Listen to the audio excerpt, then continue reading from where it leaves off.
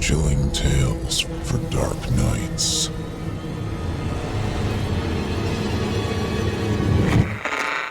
Want to make sure you never miss a Chilling Tales for Dark Nights video again? Be sure to subscribe and hit that bell to turn on notifications. It was a late July night, and I once again found myself basking in the glow of my TV screen, a controller in one hand and a beer in the other. Empty pizza boxes, chip bags, and various other discarded remnants surrounded me as I fought battle after battle in the latest RPG I had picked up a few days prior. As a depressed loner with no friends, most of my nights were spent this way.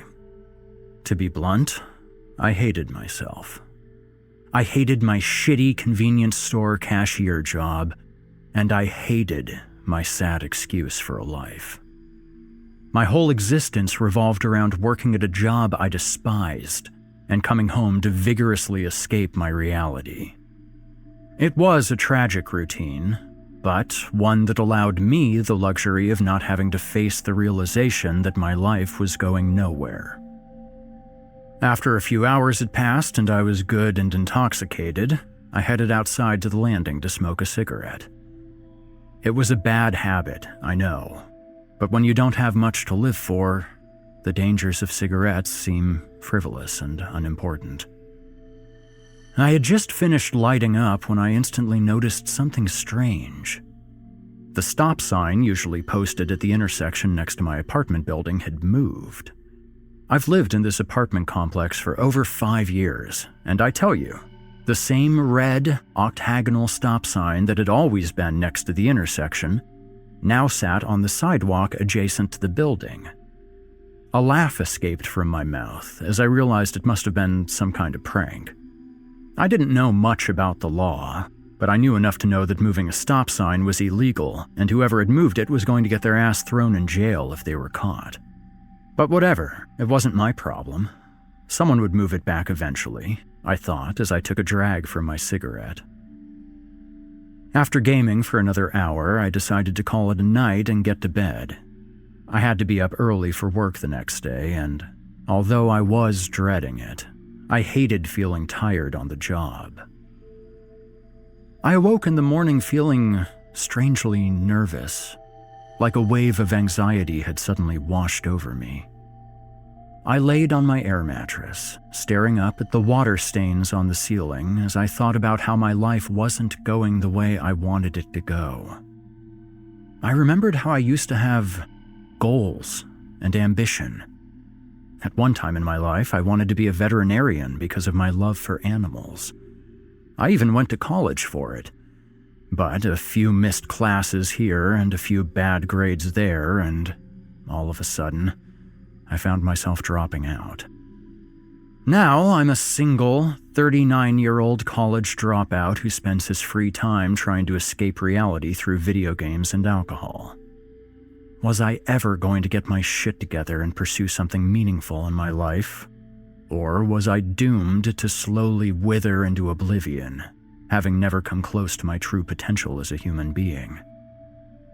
I could feel my air mattress deflate a bit as I laid there, deciding if I should even bother going into work. I thought about just getting into my car and driving somewhere far away, somewhere where I could start over and reignite the passion I once felt for life. With a defeated sigh, I got up to get ready for work.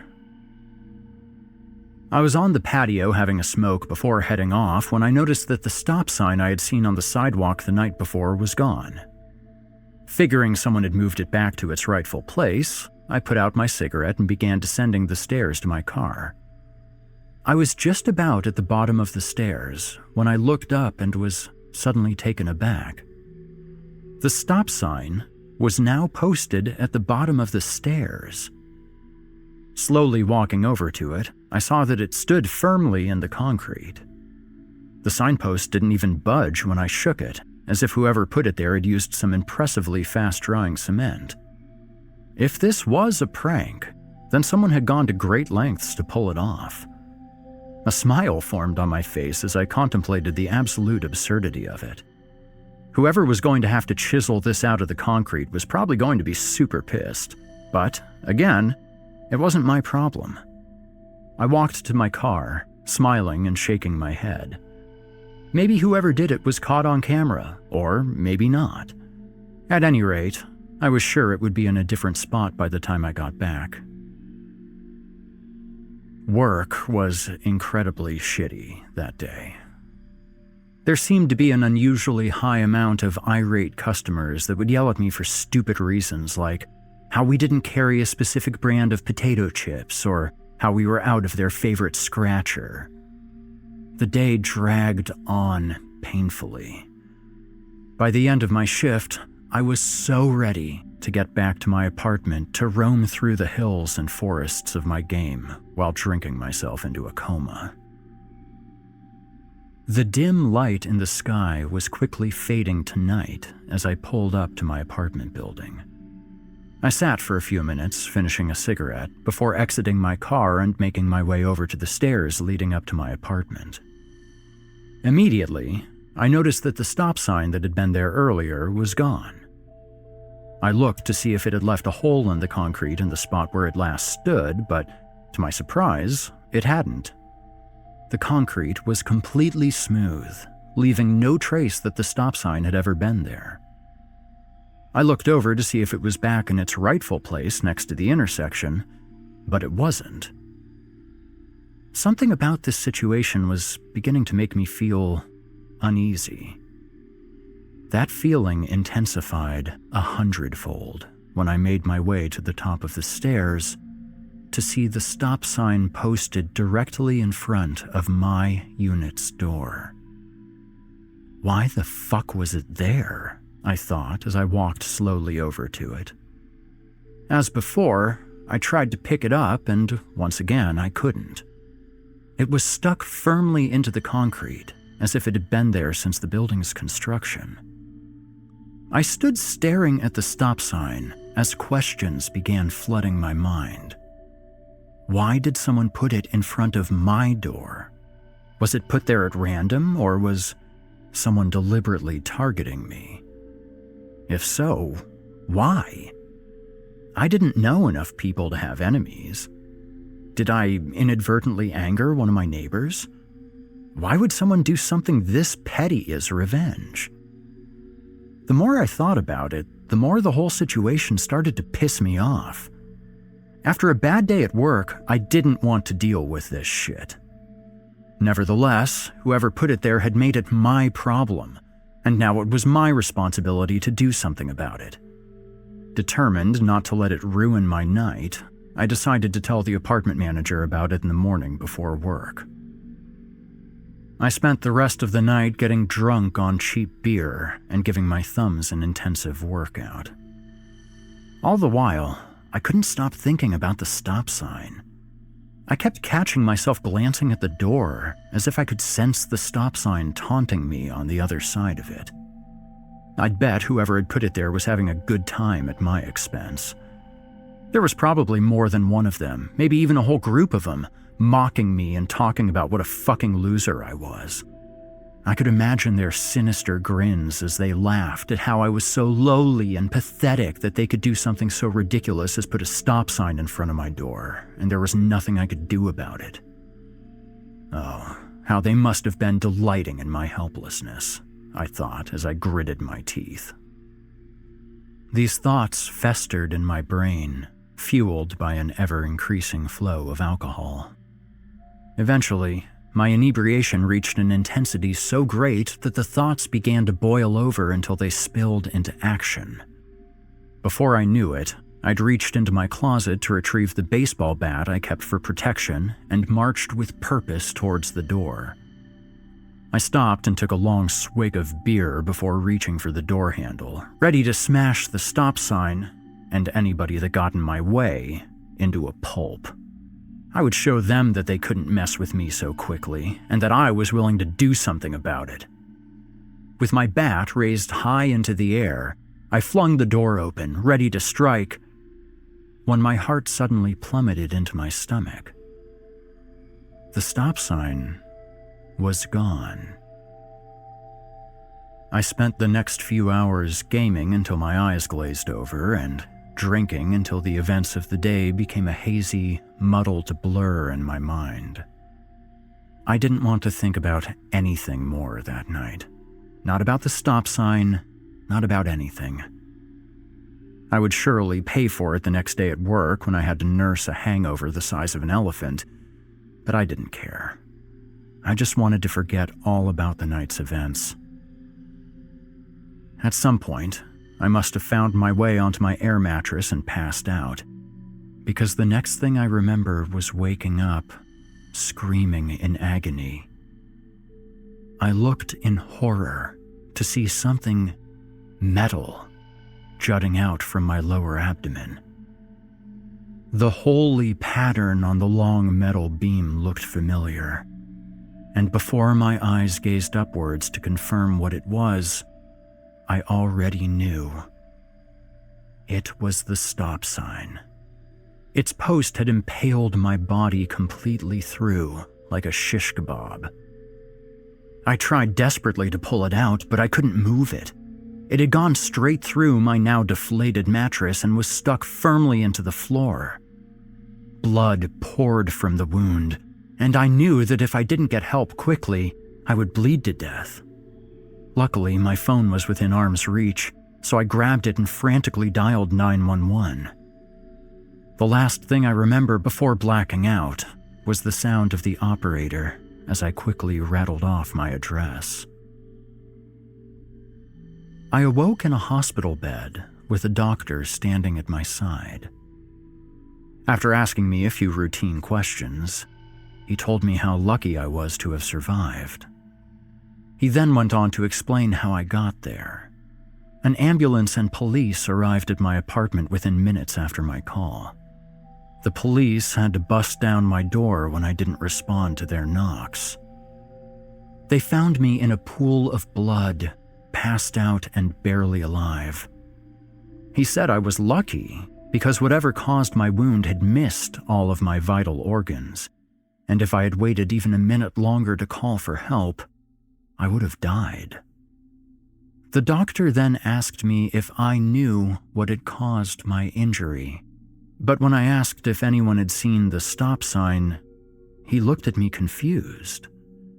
He assured me that nothing of that nature was found at the scene. I knew he wouldn't believe me if I told him what I had experienced, so I told him that I must have fallen onto something, but didn't remember what it was. It's been 2 days since I was released from the hospital after being there for almost a week. I didn't want to come back to my apartment, but I don't have any family or friends to stay with, so I didn't know where else to go. The whole ordeal has left me terrified, and I haven't slept since I got back. I lost my job for no call, no show, but I don't really care. I'll worry about getting another one later. For now, I need to focus on trying to figure out why that stop sign attacked me. Did a demon possess it? Was it a glitch in the Matrix? Was it some warning from the universe? Fueled by coffee and nicotine, I've been searching the internet non-stop for any hint of explanation. I won't give up until I find a way to stop it.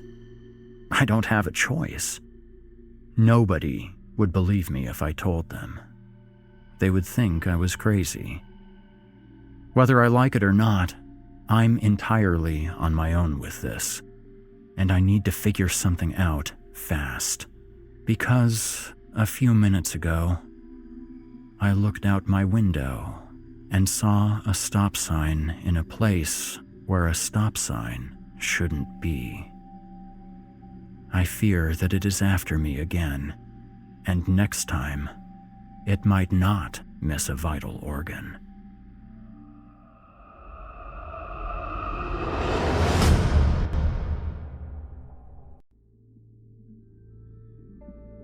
I still get flashes before I open my eyes in the morning. We went ice skating. Hannah was laughing 1 minute, then the next, she was gone.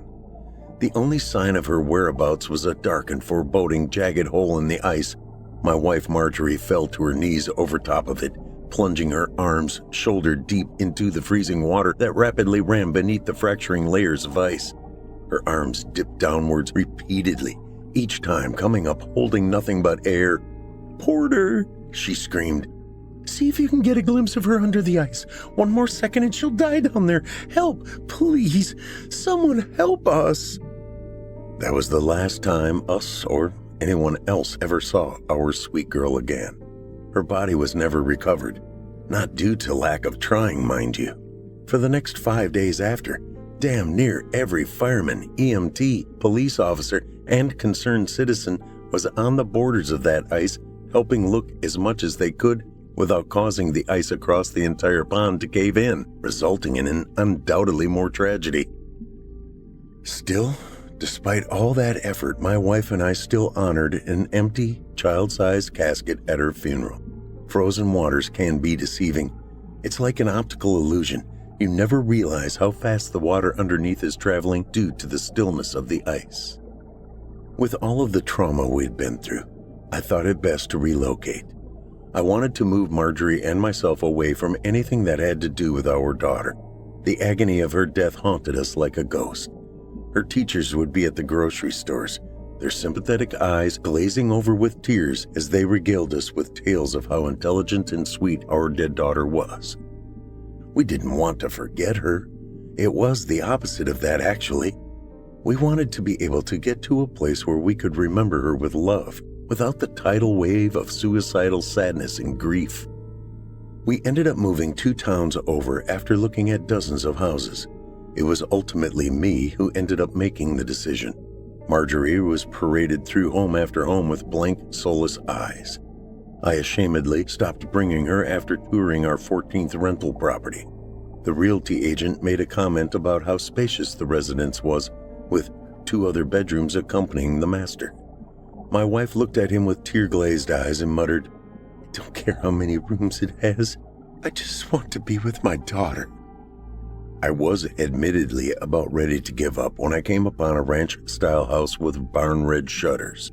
Something about it seemed so welcoming, even from the outside. I flirted with the idea for over 2 weeks. It was the only residence that I'd come back to in order to make multiple tours of. I was more than ecstatic when I found out it was barely a breath's hair over our allotted budget.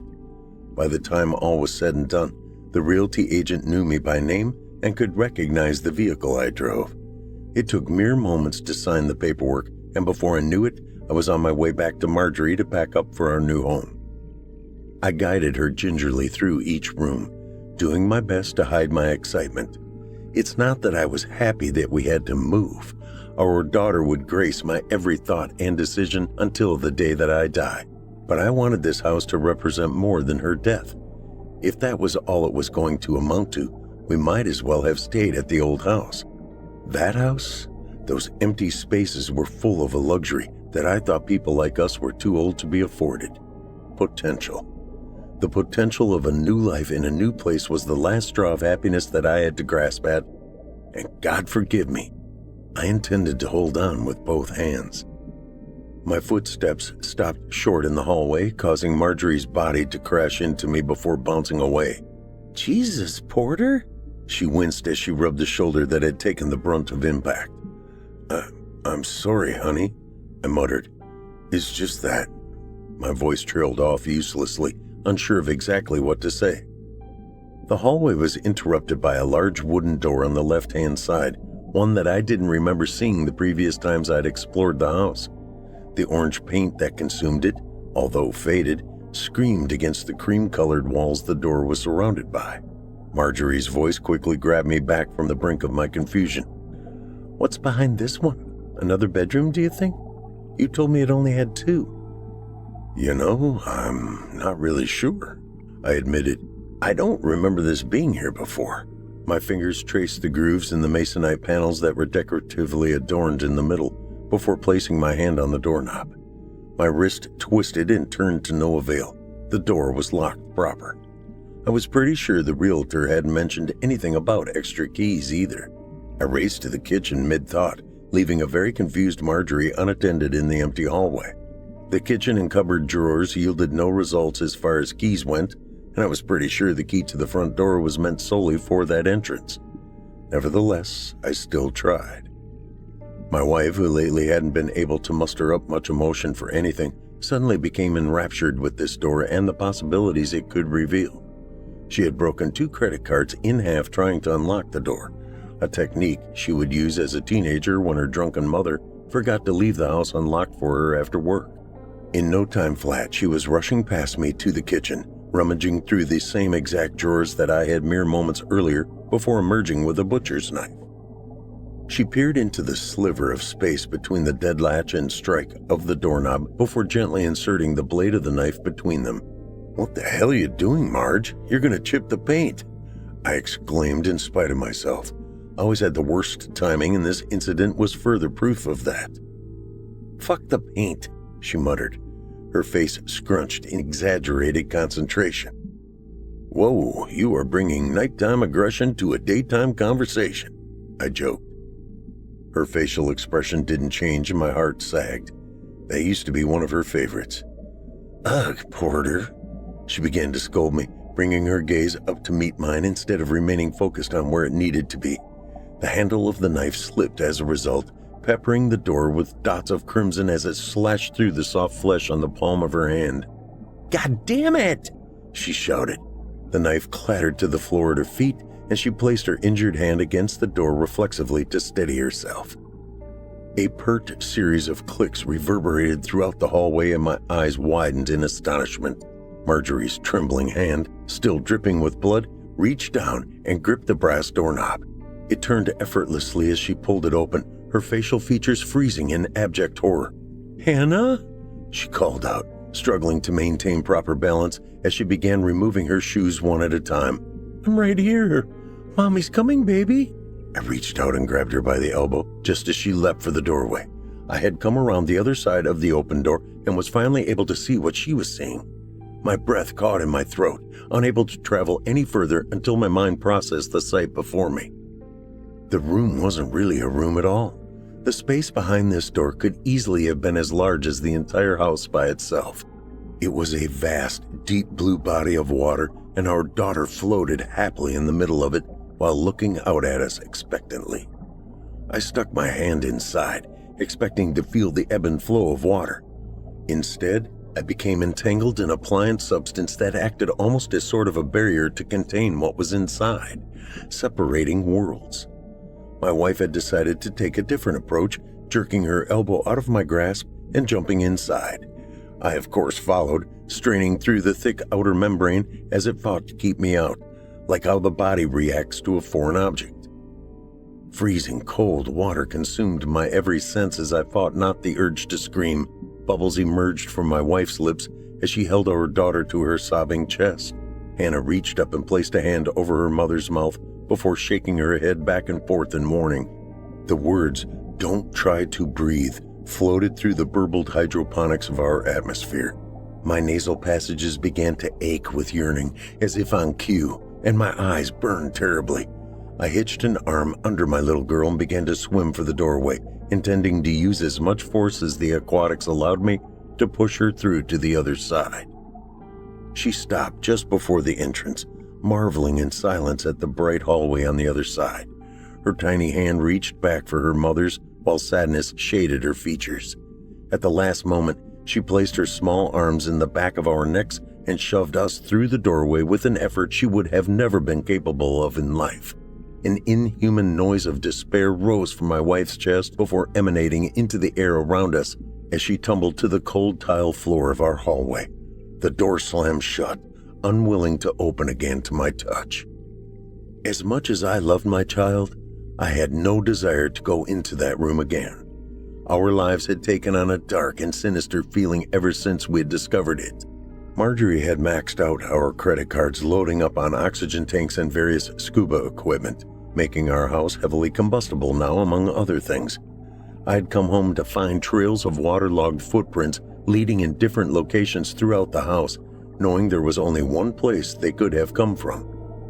Instead of being happy like I assumed she would be, I found my wife becoming darker and more withdrawn. Her every waking thought possessed by our daughter and opening that door. She rushed through meals and began to neglect the most basic tasks of self-care. Every moment spent in our realm, our reality had become a waste of her time, a performance for her to go through the motions of, until she could return to her newfound aquatic hell. We would argue terribly and more often.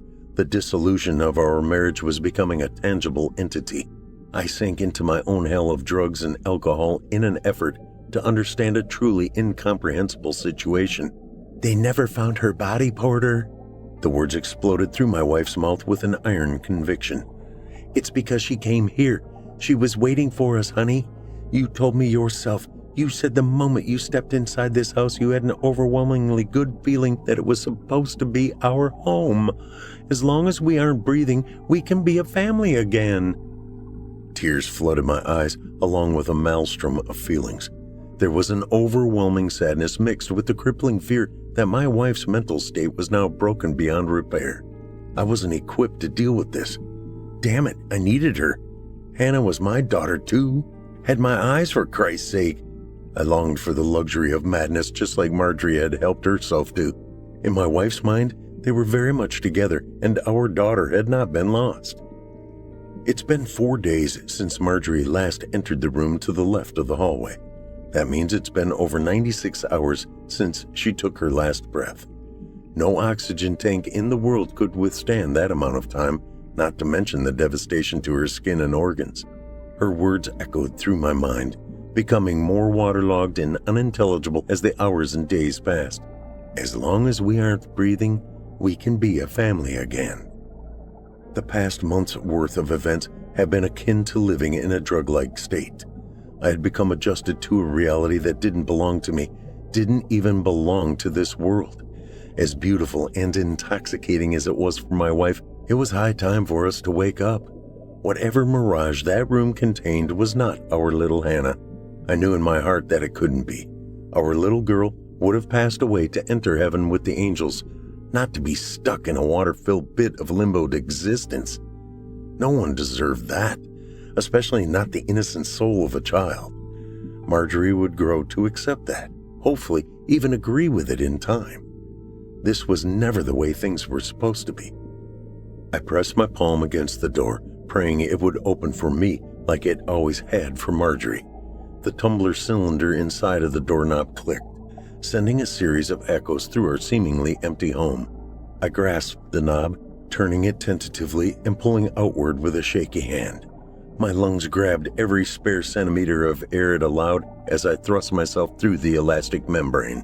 White noise consumed the inside of my entire body, turning my blood and bones to static electricity as I was plunged into the icy cold abyss that had now become my daughter's forever home. It took me a moment to see them, but I started running the second that I did, fighting buoyancy with every step. Their still, peaceful forms lay cuddled up on their sides in a four-poster canopied bed. The sheets that shrouded their resting bodies billowed in tandem with the flow of the water that had stolen my family.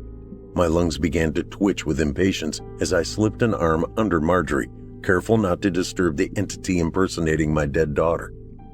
Her hair floated like an auburn halo around her face as I lifted her from the mattress. We had almost cleared the bed completely when her left foot became unexpectedly entangled in the pale pink canopy drapes. This small interruption was just enough to gather Hannah's very unwanted attention. She looked at me confusedly through amber-colored eyes and held her hands up, as if wordlessly asking where her mommy was going. I ignored her with a breaking heart, averting my eyes to the doorway. It was becoming harder and harder to hold my breath. My senses were becoming warped and fuzzy as my chest began to radiate with a white-hot heat. Hannah drifted towards us, her arms outstretched in a desperate longing. As we neared the door, I noticed Hannah's face began to change. Her once rounded features were now pointed and angular, giving her face a malevolence that she could never possibly possess. Her eyes were two deep black pits of rage, and her jagged teeth gnashed together in a snarl as she attempted to rip at Marjorie's clothes and flesh. Her small mouth opened wide, her jaw unhinging and emitting a roar that rippled torrents of motion through the water, whipping items wildly around the room. Once I was confident that I had closed enough distance between me and our way out, I swirled around, positioning myself feet first towards the door. My lower body racked with convulsions as I found myself stuck between worlds. My bottom half had made it out successfully, while my top refused to let go of the only thing I had left, my wife. I pulled with everything that I had to get her through the other side to no avail. What's worse, the outer edges of the doorway had begun to shrink, making my exit to the mortal more difficult with each passing second. My muscles quaked, shuddering in agony as my strength began to wane. I had mere moments left to get her through this doorway, and my body was failing fast. Most of the entrance had soon solidified, leaving a space only large enough for my hands to hold onto hers. The rest of my body had been spat through to the other side, but by the grace of all that was holy, I had managed to keep hold of her hands. A final jolt racked my body as I felt her arms be ripped away from mine, our hands disconnecting for the last time in this lifetime.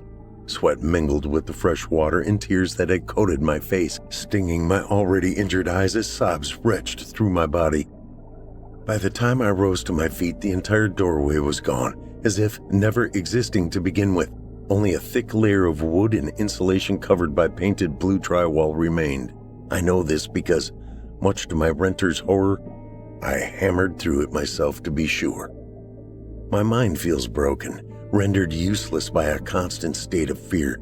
I'm afraid of living a life alone without my family, afraid when I think of the state my wife and daughter are currently in, lost to the ether of an unknown world I couldn't touch. But mostly, I was afraid of what they'd be like if I ever got them back. The only thing that can keep me upright through all of this, the only thing that can give me any form of humanly comfort, is that out of everything, at least Marjorie got her wish. Her mind again sounds through my brain, her words holding crystal clarity. Porter, I just want to be with my daughter.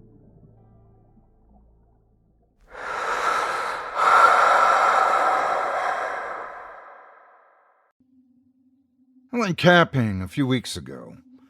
I wanted to be alone after my recent breakup and thought some quiet time with nature would help clear my head. I picked a mountain at random in New Hampshire. I'm not going to tell you which one. Honestly, I can't remember. It took that from me. I drove up on a Friday and started my hike around noon. I made it about halfway to the top and found a good place to pop my little tent. I set up camp and gathered some wood for a fire. It was cold, but I didn't mind. It felt good and cleared my head. By the time I finished setting up, it was dark. I turned on my electric lantern and set to work starting a fire. Soon I had a couple of logs crackling, and I sat close, rubbing my hands together and listening to the silence. Getting lost in my thoughts, I wondered why I hadn't seen anyone else today. It was an odd time to go hiking, but I thought I'd at least see one or two other people. It didn't matter. I was content to be left alone. Eventually, I ate a late dinner and decided to turn in for the night. The cold was making me sleepy, and I figured if I went to bed a little early, I could get an early start. Burying myself under a pile of sleeping bags, I drifted off to sleep. It didn't last long. Sometime around 2 a.m, something woke me up. At first, I wasn't sure what it was. The noise was faint and muffled. It sounded far away, but it was enough to break the silence of night. I rubbed my eyes and sat up, training my ears. What was that? Then it hit me. People were singing Happy Birthday. I unzipped my tent and stuck my head out into the darkness. Yeah, that's exactly what it was. It was coming from way out in the woods, the notes creeping between the black trees toward me. It was strange and a little creepy, hearing that out there in the middle of nowhere. I listened for a few more seconds, noticing how sad it sounded. There was no joy in the voices I heard, none of the usual birthday glee. It sounded like a funeral song, dreary and slow. After a few seconds, the people stopped singing, and then they started over from the beginning. Creeped out and slightly confused, I zipped up my tent and buried myself under my sleeping bag again. I covered my head to block out the noise, shutting my eyes and willing sleep to come. I couldn't hear the voices anymore. I swallowed hard, trying not to think about it. Trying not to think about how my birthday was the next day. I eventually fell asleep, the cold closing my eyes and pulling me down into the darkness of slumber. The next day I rose early and decided I'd keep my camp where it was. I pulled out my small pack and loaded it with supplies for a day hike. I wanted to hike to the top and stay there for a few hours, with the intent to hike back to my camp before dark. The trail was a little rough, in obvious need of some grooming, but I enjoyed the challenge. I stopped a few times, about once an hour, to catch my breath and snack on some trail mix. Eventually, I broke through the tree line, and after another hour of hard hiking, I made it to the summit. Once I was up there, I was again surprised to find myself alone. Not a soul to be seen in any direction. I found a good place to sit down and ate while scanning the majestic view around me. A cold wind cut into my coat, and I pulled my hood up. I shut my watering eyes and rested my head against the rock I was sitting against. And I fell asleep. When I awoke, I didn't know what time it was, but the sun was going down. Dark splashes of infected purple bled across the sky. The wind was even colder, my whole body shivering against it. I rubbed my arms together as I watched the sun wink out behind the distant mountains. I had maybe half an hour to make it back to my camp before total darkness. That wasn't nearly enough time. I didn't know what to do, torn between staying and trying my luck on the trail. I was afraid I'd freeze to death if I stayed, afraid I'd break my neck if I left. After much internal debate, I sat back down. I had to tough it out and hope I'd make it. I was scared. I pulled my arms into my sleeves and wrapped them around my body. I curled up on the stones and pulled the hood over my head, cutting my view down to a thin line. I don't know how long I lay there until I noticed it. It was off to my left, about 10 feet from me on the edge of my vision. It was a birthday cake. It sat on the rocks with a single lit candle stuck in it. The flame danced in the wind, threatening to extinguish. I sat up, my heart thundering. I looked around in the darkness, prodding the shadows with my eyes, searching for whoever had left it there. Nothing. It was full dark now, a sliver of cold moon hanging in the sky like a bright smile, like it was in on the joke. Even with the light it cast, I didn't see anyone or anything. All the shadows were frozen in place, waiting out the night like I was. I slowly crawled over to the cake and looked down at it.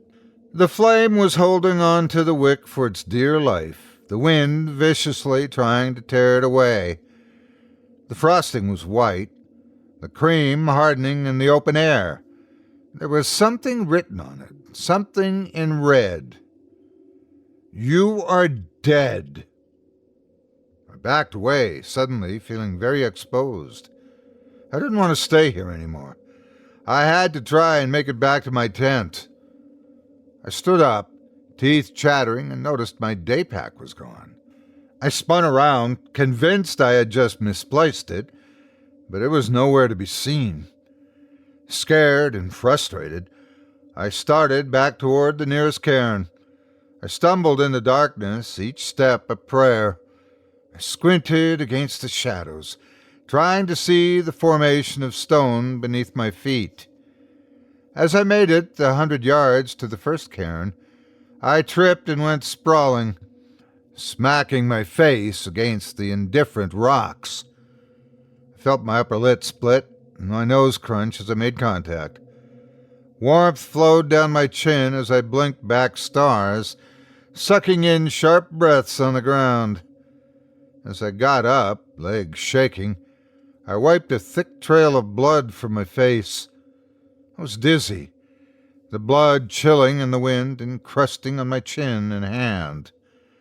I ran my tongue along my lip and felt where it split. I winced. I should have known I couldn't make it, not even off the top of the mountain, and I had almost brained myself dead. I wiped the rest of my face clean and took a few deep breaths to steady myself. I looked up from the cairn, which was next to a steep drop-off, and noticed something else. The mountain had grown.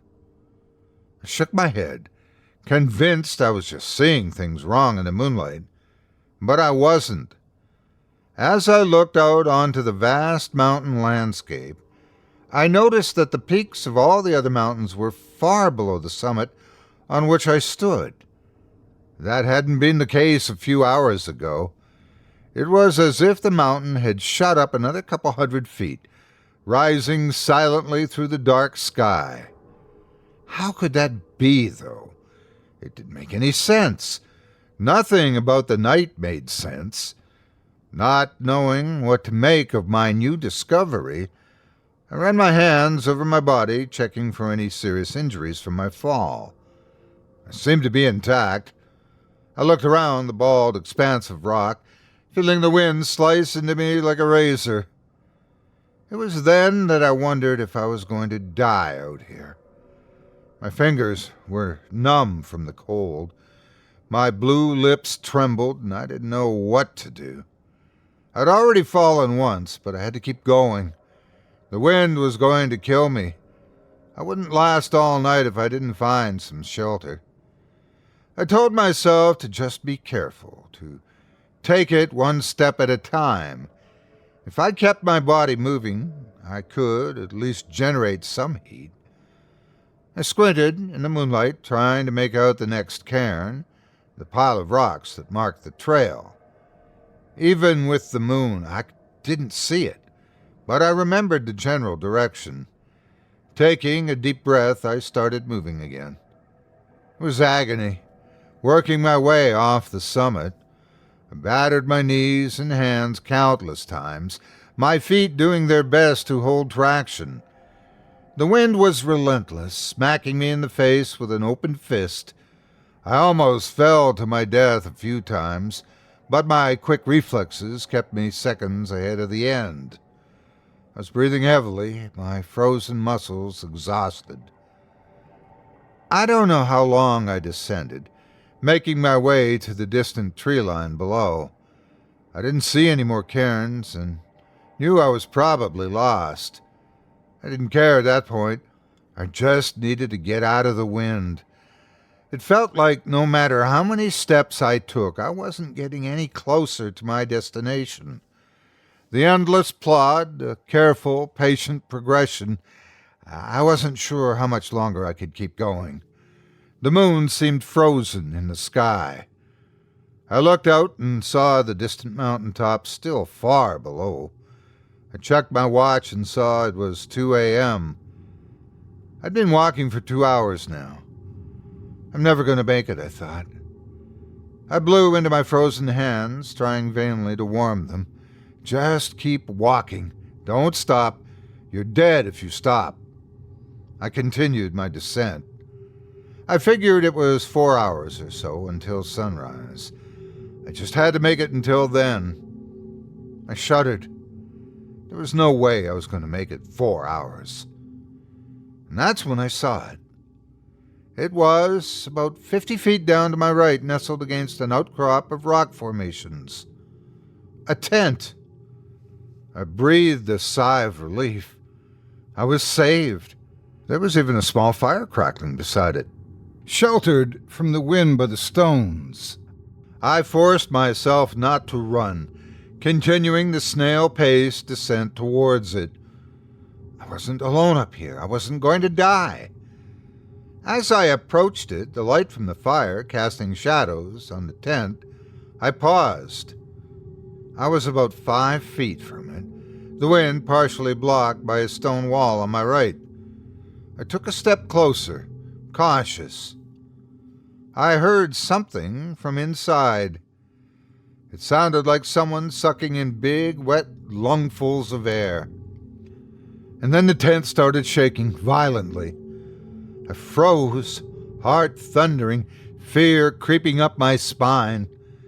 The sound of the person inside continued, desperate, urgent breaths sucked down into mucus-coated lungs.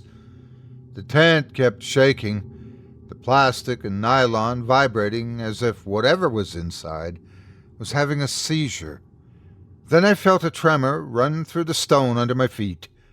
I quickly caught my balance, steadying myself, terrified and confused. What the hell was happening? After a few seconds, the mountain calmed along with the tent. It was silent except for the wind. I took a few uncertain breaths, desperate to warm myself by the fire. I eyed the tent, preparing myself to speak. The flap to the tent unzipped just a few inches. I felt my body lock, my eyes widen, my mind suddenly screaming that I was in danger. A voice came from the opening, a wet, deep whisper. "Happy birthday." I turned and ran, stumbling and tripping, bruising my body in a desperate need to get away. My heart pounded in my chest, confusion and panic pulsing through my bloodstream. The air tore at my face, trying to rip it away with frozen claws. I raced toward the trees. They were closer now than I thought, each fumbled step bringing me nearer. I didn't know what was going on, didn't understand what was happening. There was something very wrong with the mountain, and I desperately needed to find my way off of it. My limbs were shaking by the time I crashed through the trees. I had countless scrapes and bruises running up and down my body, a testament to my hurried descent. Blood dried quickly in the cold air, and I felt patches of it gripping my skin along my arms. I stopped, now in the sanctuary of the trees, and sucked in hungry lungfuls of air. I placed a hand over my chest and willed my heart to slow. I licked my cracked lips and rolled my head up to stare at the sky, catching my breath. What was that? I thought, fear filling me. What was in that tent? After a few minutes, I assessed my surroundings and began walking. I didn't know where I was. A nagging panic crouched in my subconscious, but I knew going down was good. My knees trembled as my feet took me carefully through the woods. My eyes had adjusted slightly to the darkness, but now that I was under the cover of trees, my vision was severely limited.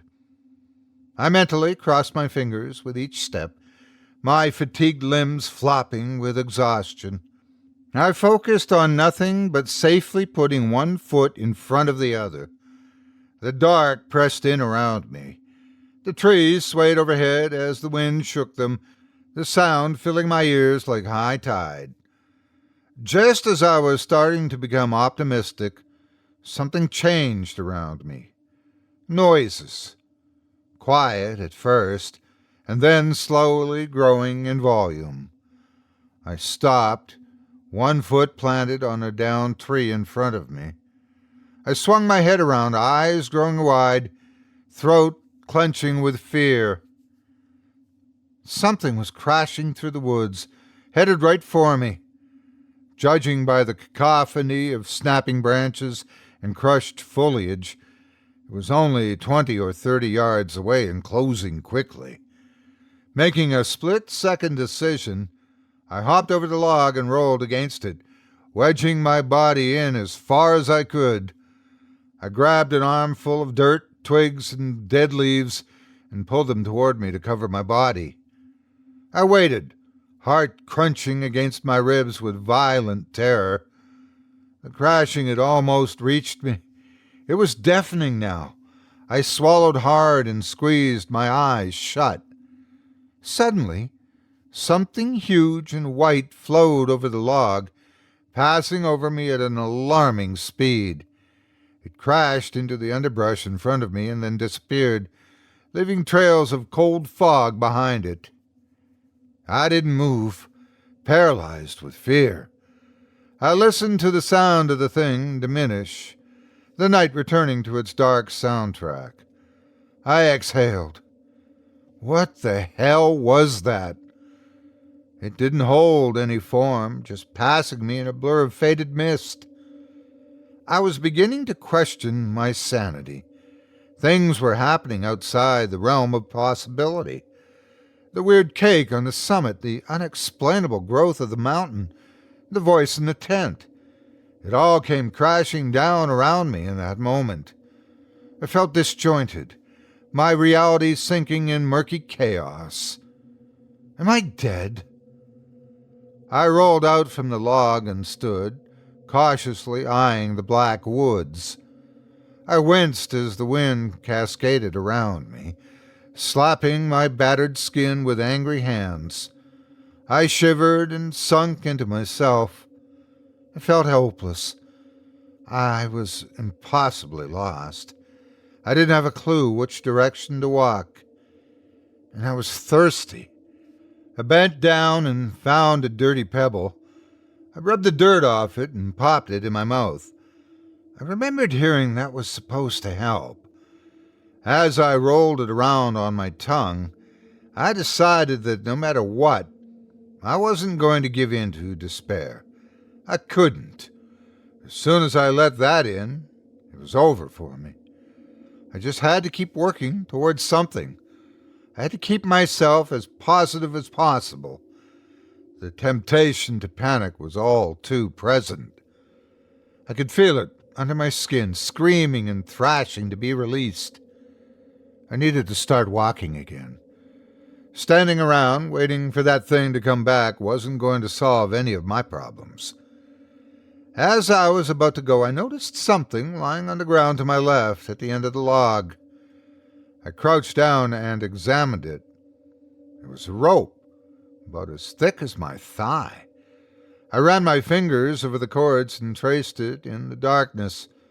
It was pulled taut along the forest floor and ran off into the woods, lost over the horizon of my vision. I felt a pang of hope. This rope led somewhere. Someone put this here. If I followed it, maybe I could finally get off this God-forsaken mountain. My heart fluttered with newfound optimism, and I leaned down and picked up the heavy cords of nylon.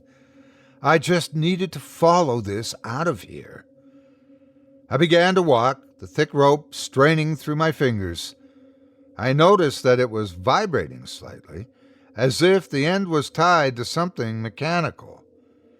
As I walked, I glanced at my watch and saw that it was almost 4 a.m. The sun would be up in about 2 hours. I felt like it had been days since I'd seen the light. I ached for the warmth daylight would bring. The bones in my fingers seemed to crack in the cold as they gripped the rope. I swore to myself that if I ever got out of here, I was going to wear gloves for the rest of my life. My feet crunched through the foliage, brush and branches, catching me at the knees. I pushed on, the rope leading me deeper and deeper into the woods. A constant vibration running through it encouraged me to keep walking. After another 20 minutes of slow progression, the vibrations became more intense. I shifted the rope in my grip, trying to get a better hold of it. It almost seemed like electricity was flowing through it, but that was impossible. I'd be dead if that was the case. Suddenly, I stumbled forward as something jerked on the rope. I let go and went sprawling to my hands and knees, wincing as something sharp cut into my palms. What was that? I wondered, brushing my stinging hands against my pants. I stood up and picked the rope back up, cautiously loosening my grip so I wouldn't get pulled down again. The rope jerked again. The cords crunching the line went taut. I was pulled forward but didn't fall, keeping my balance and steadying myself against a tree. I leaned against it, waiting for another pull, but after a couple of seconds, I assumed whatever was causing it had ceased. I hefted the rope under my arm and was about to continue when I froze. They were all around me. Tiny black figures with eyes like hot coals. They were hovering in the air, small puffs of darkness pulled into a human shape. Some looked at me from behind trees, their glowing eyes cutting into the black. None of them moved. I felt a scream rising in my throat, but I forced it down with a hard swallow. Despite the cold, I felt sweat along my spine. The closest one was about 6 or 7 feet away, above me to my left. It was just hovering. I scanned my surroundings and counted 8 of them in total. I waited for them to do something, but they remained still, painted into the night. My mind was buzzing, trying to pile together some sort of explanation as to what I was seeing. The words on the birthday cake formed like a picture in my mind, and I frantically pushed the image aside. Slowly, very slowly, I began to inch forward, continuing along the rope. My eyes were laser-trained on the figures, snapping between each of them, waiting for them to react. They didn't move, only watched as I slid between the trees, away from them. I expected them to follow, maybe even charge me, but I remained the only one being in motion. My head was locked over my shoulder as I passed by them. I was holding my breath, begging the leaves underfoot to be silent as I crunched down over them. 1 step, 2, 5. I exhaled and took another couple steps, leaving them behind me. As I followed the rope deeper into the woods, I kept a vigilant lookout for any more of the strange beings. My mind was reeling. What were those things? The way they watched me, silent and unmoving, chilled me more than wind. I forcefully pushed all thoughts out of my head, draining my confusion and fear like dirty water. Once I was safe, I could dwell on the questions, but for now, I just needed to get out of here. The rope continued to wind along the mountain, sometimes going down, other times leading back up. I had no idea how far I had come. After a while, I fell into a rhythm. Take 3 steps, adjust my grip on the rope, look around, take another 3 steps. I felt like I was in a trance, my mind a blank space between my ears. There was nothing that existed except the mountain and wind. I realized that one could never get used to the cold. It chilled me as much as it had at the top of the mountain. Walking was the only thing that kept my joints from locking up, frozen in excruciating pain. I felt like if I stopped, I would just lay down and let fate have its way with me. The thought scared me, the temptation and ease of just giving up. I realized I still had the pebble in my mouth. I spit it out and ran my tongue along my lips. What I wouldn't give for a sip of water. A blast of wind through the trees sent my teeth chattering again, and I slowed my pace and squeezed my eyes shut against it. My eyes were trembling, rattled by the icy assault, my knees knocking together like 2 swollen walnuts. The air settled and I sped up. Would anyone come looking for me if I didn't make it out of here? How long would I last if this rope led to nothing? What would I do then? I shook my head in the darkness, trying not to let despair overcome me. One thing at a time. First, see where this leads. Then go from there. I needed to focus on solving one thing at a time. Get to the end of the rope. I noticed it was still vibrating, the strange hum running up the cords and across my hands. No sooner had I noticed than the rope jerked again. It caught me off guard and I fell, crashing down onto rocks and dead branches. Cursing, I got to my hands and knees, amazed I hadn't done any major damage to my body. What the hell was doing that? I glanced at my palms in the moonlight, assessing the new scratches and cuts. I took a moment, filling my lungs with air, and then continued. The underbrush stuck to my pant legs, snagging and slowing me any chance it got. The ground was uneven and rocky as I crossed the ungroomed terrain. My feet were aching, each step sending a pulse of pain up my legs. The rope twisted its way between trees, around rock formations, and across thick foliage. I began to wonder if the rope went on forever. Between the noises of night, I began to hear something else. At first, I thought it was my mind playing tricks on me. But the more I walked, the more I was sure. Running water. I started walking a little faster, as much as I dared in the dark, my mouth a dry sponge. The thick rope trickled through my fingers as I went, taking me closer and closer to the sound. My tongue felt like it was made of cotton balls, the distant splashing causing the sensation to worsen. My breath rattled out of dry lungs, exhaling what felt like mouthfuls of sand. I begged myself to slow. If I hurt myself now, it was over. With every step, I prayed I wouldn't roll my ankle. I just needed a drink of water. That would make everything so much better. It was close now, the flow of water on rocks filling the night. A few minutes later, I found it. It was a fairly large stream, maybe 5 feet wide.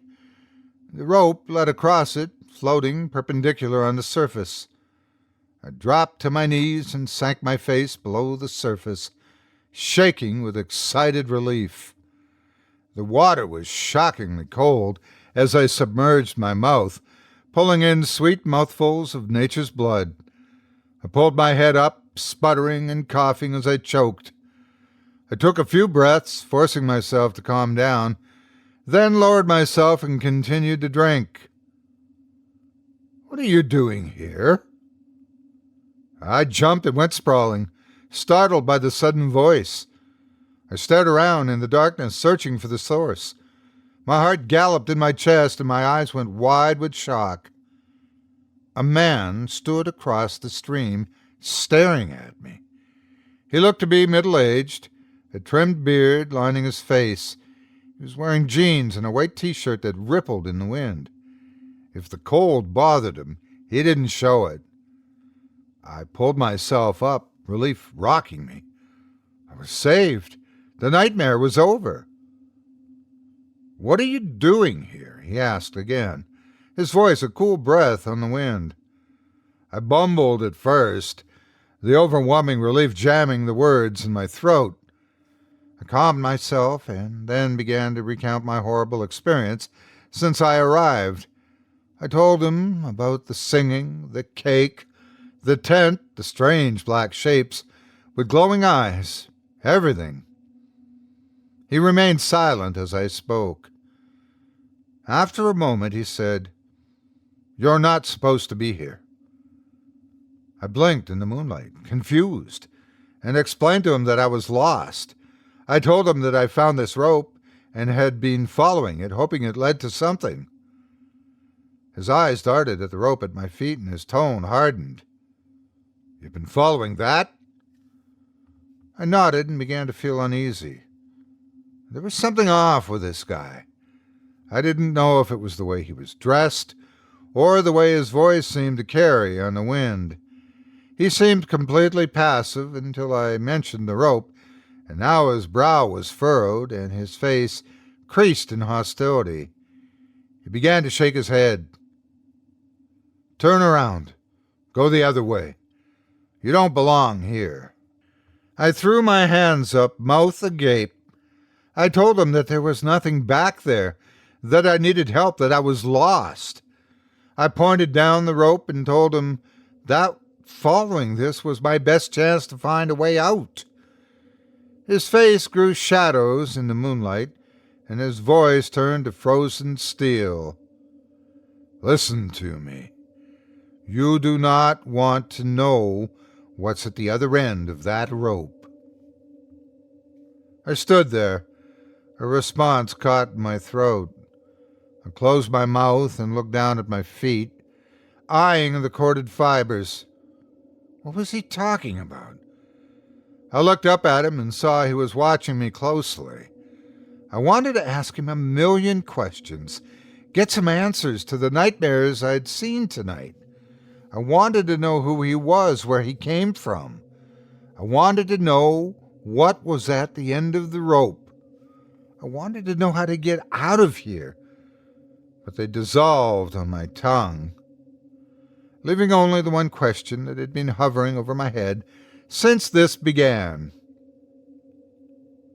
I swallowed hard. Am I dead? He cocked his head, a small smile dancing at the corners of his mouth. You're the only thing on this mountain that isn't. His words confirmed what I already feared. I shuffled my feet, watching the water run by. Silence grew between us. I didn't know what to say. I was afraid of the answers I would get. He broke the emptiness first. It wants to keep you here. My eyes met his again. What does? The mountain? He nodded, stepping towards me and placing a foot on the rope. You said the mountain appeared to grow. It doesn't want you to leave. For whatever reason, you were able to find this place and walk among us. Now it doesn't want to let you go. My voice shook. Can I escape this place? He sighed and took another step closer, his feet splashing into the stream. Yes, but you better hurry. I don't know how much longer you have before you join us. We have already learned so much about you. There are those who would rather you stayed. My heart was beating hard in my chest, and my voice came out in a whisper. What is this place? He was standing in the middle of the stream now, getting closer. It's where the dead go when they have no place above or below. He took another step towards me, and I saw his eyes go red. And we can never leave. This mountain is our eternity. I took a step back, almost tripping over the rope at my feet. Why not? If I can go, why can't you? He was standing mere feet from me now.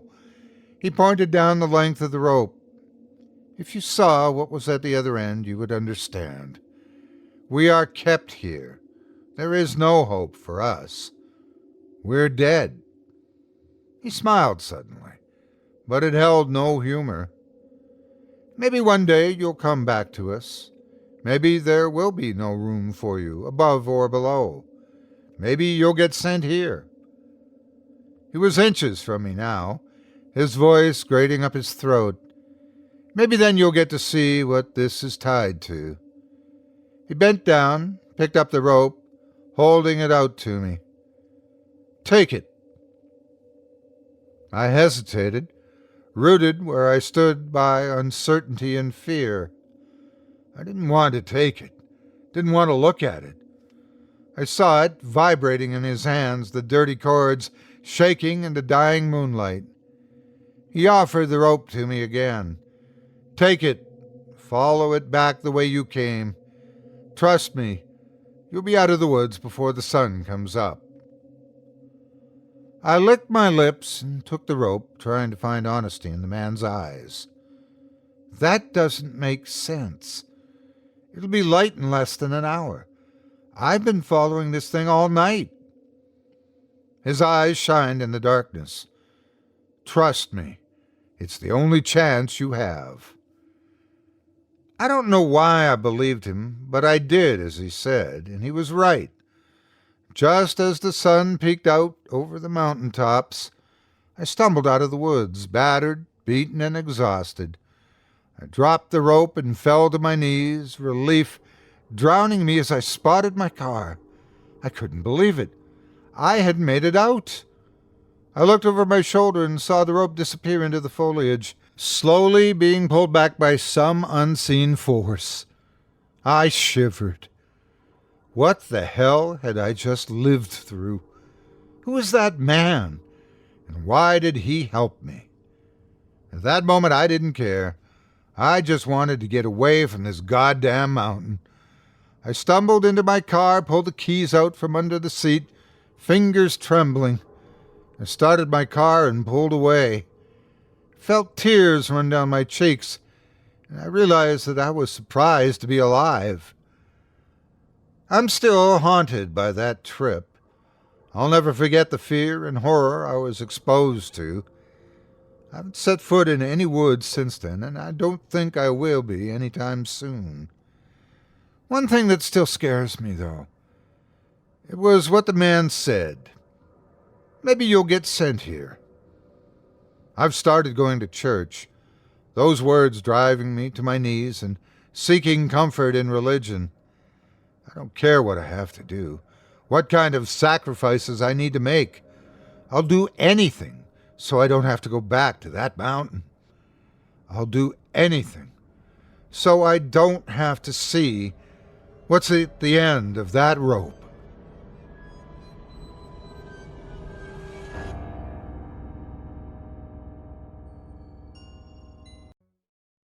The date had been awful.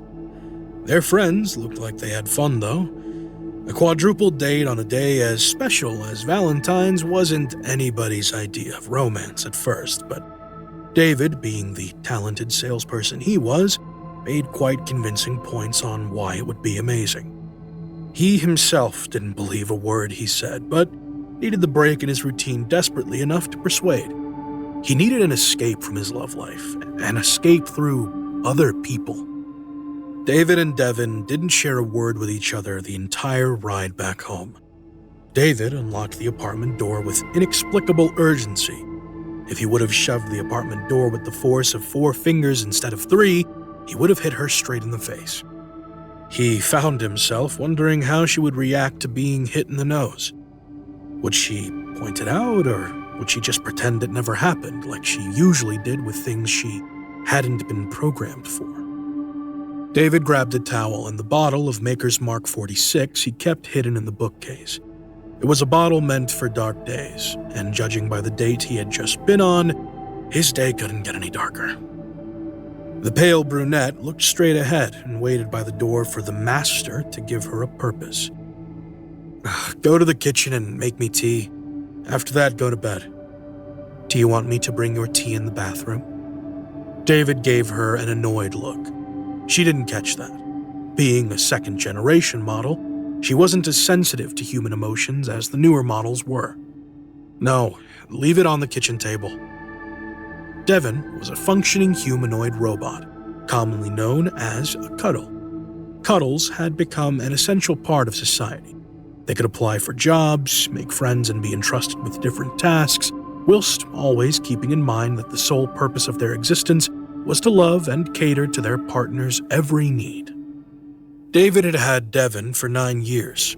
He had been amongst the first to ever purchase a CuddL, and now, not even a decade later, almost everybody had one. The people who didn't have a CuddL either couldn't afford one, couldn't purchase one due to their criminal record, or had been happily married since before the CuddL even came on the market. David cursed the day his childhood nostalgia made him order the Christina Ricci look-alike instead of an Anna Nicole. Devin was petite and looked somewhat intimidating, yet was anything but that. She knew how to cook, clean, sew, and answer in short and concise sentences. She would rarely speak unless spoken to. Reading and writing would have cost David extra, so he went without. Eventually, after 2 years, David got fed up with Devin's simplicity. So he ordered a customized Alexa chip for her, which he made react to the name of Devin. Devin couldn't play music like an Alexa could, but she turned into a very good weather forecaster and knew the outcome of every soccer match. David hated soccer. The Alexa chip hadn't been a bargain at all. It had cost more than the reading and writing option he passed on the day he ordered her. He had been so stupid. Devin was, by far, the most expensive thing he owned. Yet he reached a point where he saw more value in his bath salts than he did in his CuddL. David used to like submissive women back when he was chubby, ugly, and made fun of every day of his life. After he started going to the gym on a regular basis, got promoted at work, and purchased a car most passers-by whistled after, his taste in women changed. He started preferring fit over skinny, or curvy. Either was fine. He preferred tanned over pale skin and sass over shyness. He developed a liking for women who dolled themselves up from head to toe, liked to take charge, knew what they wanted, and were not afraid to ask for it.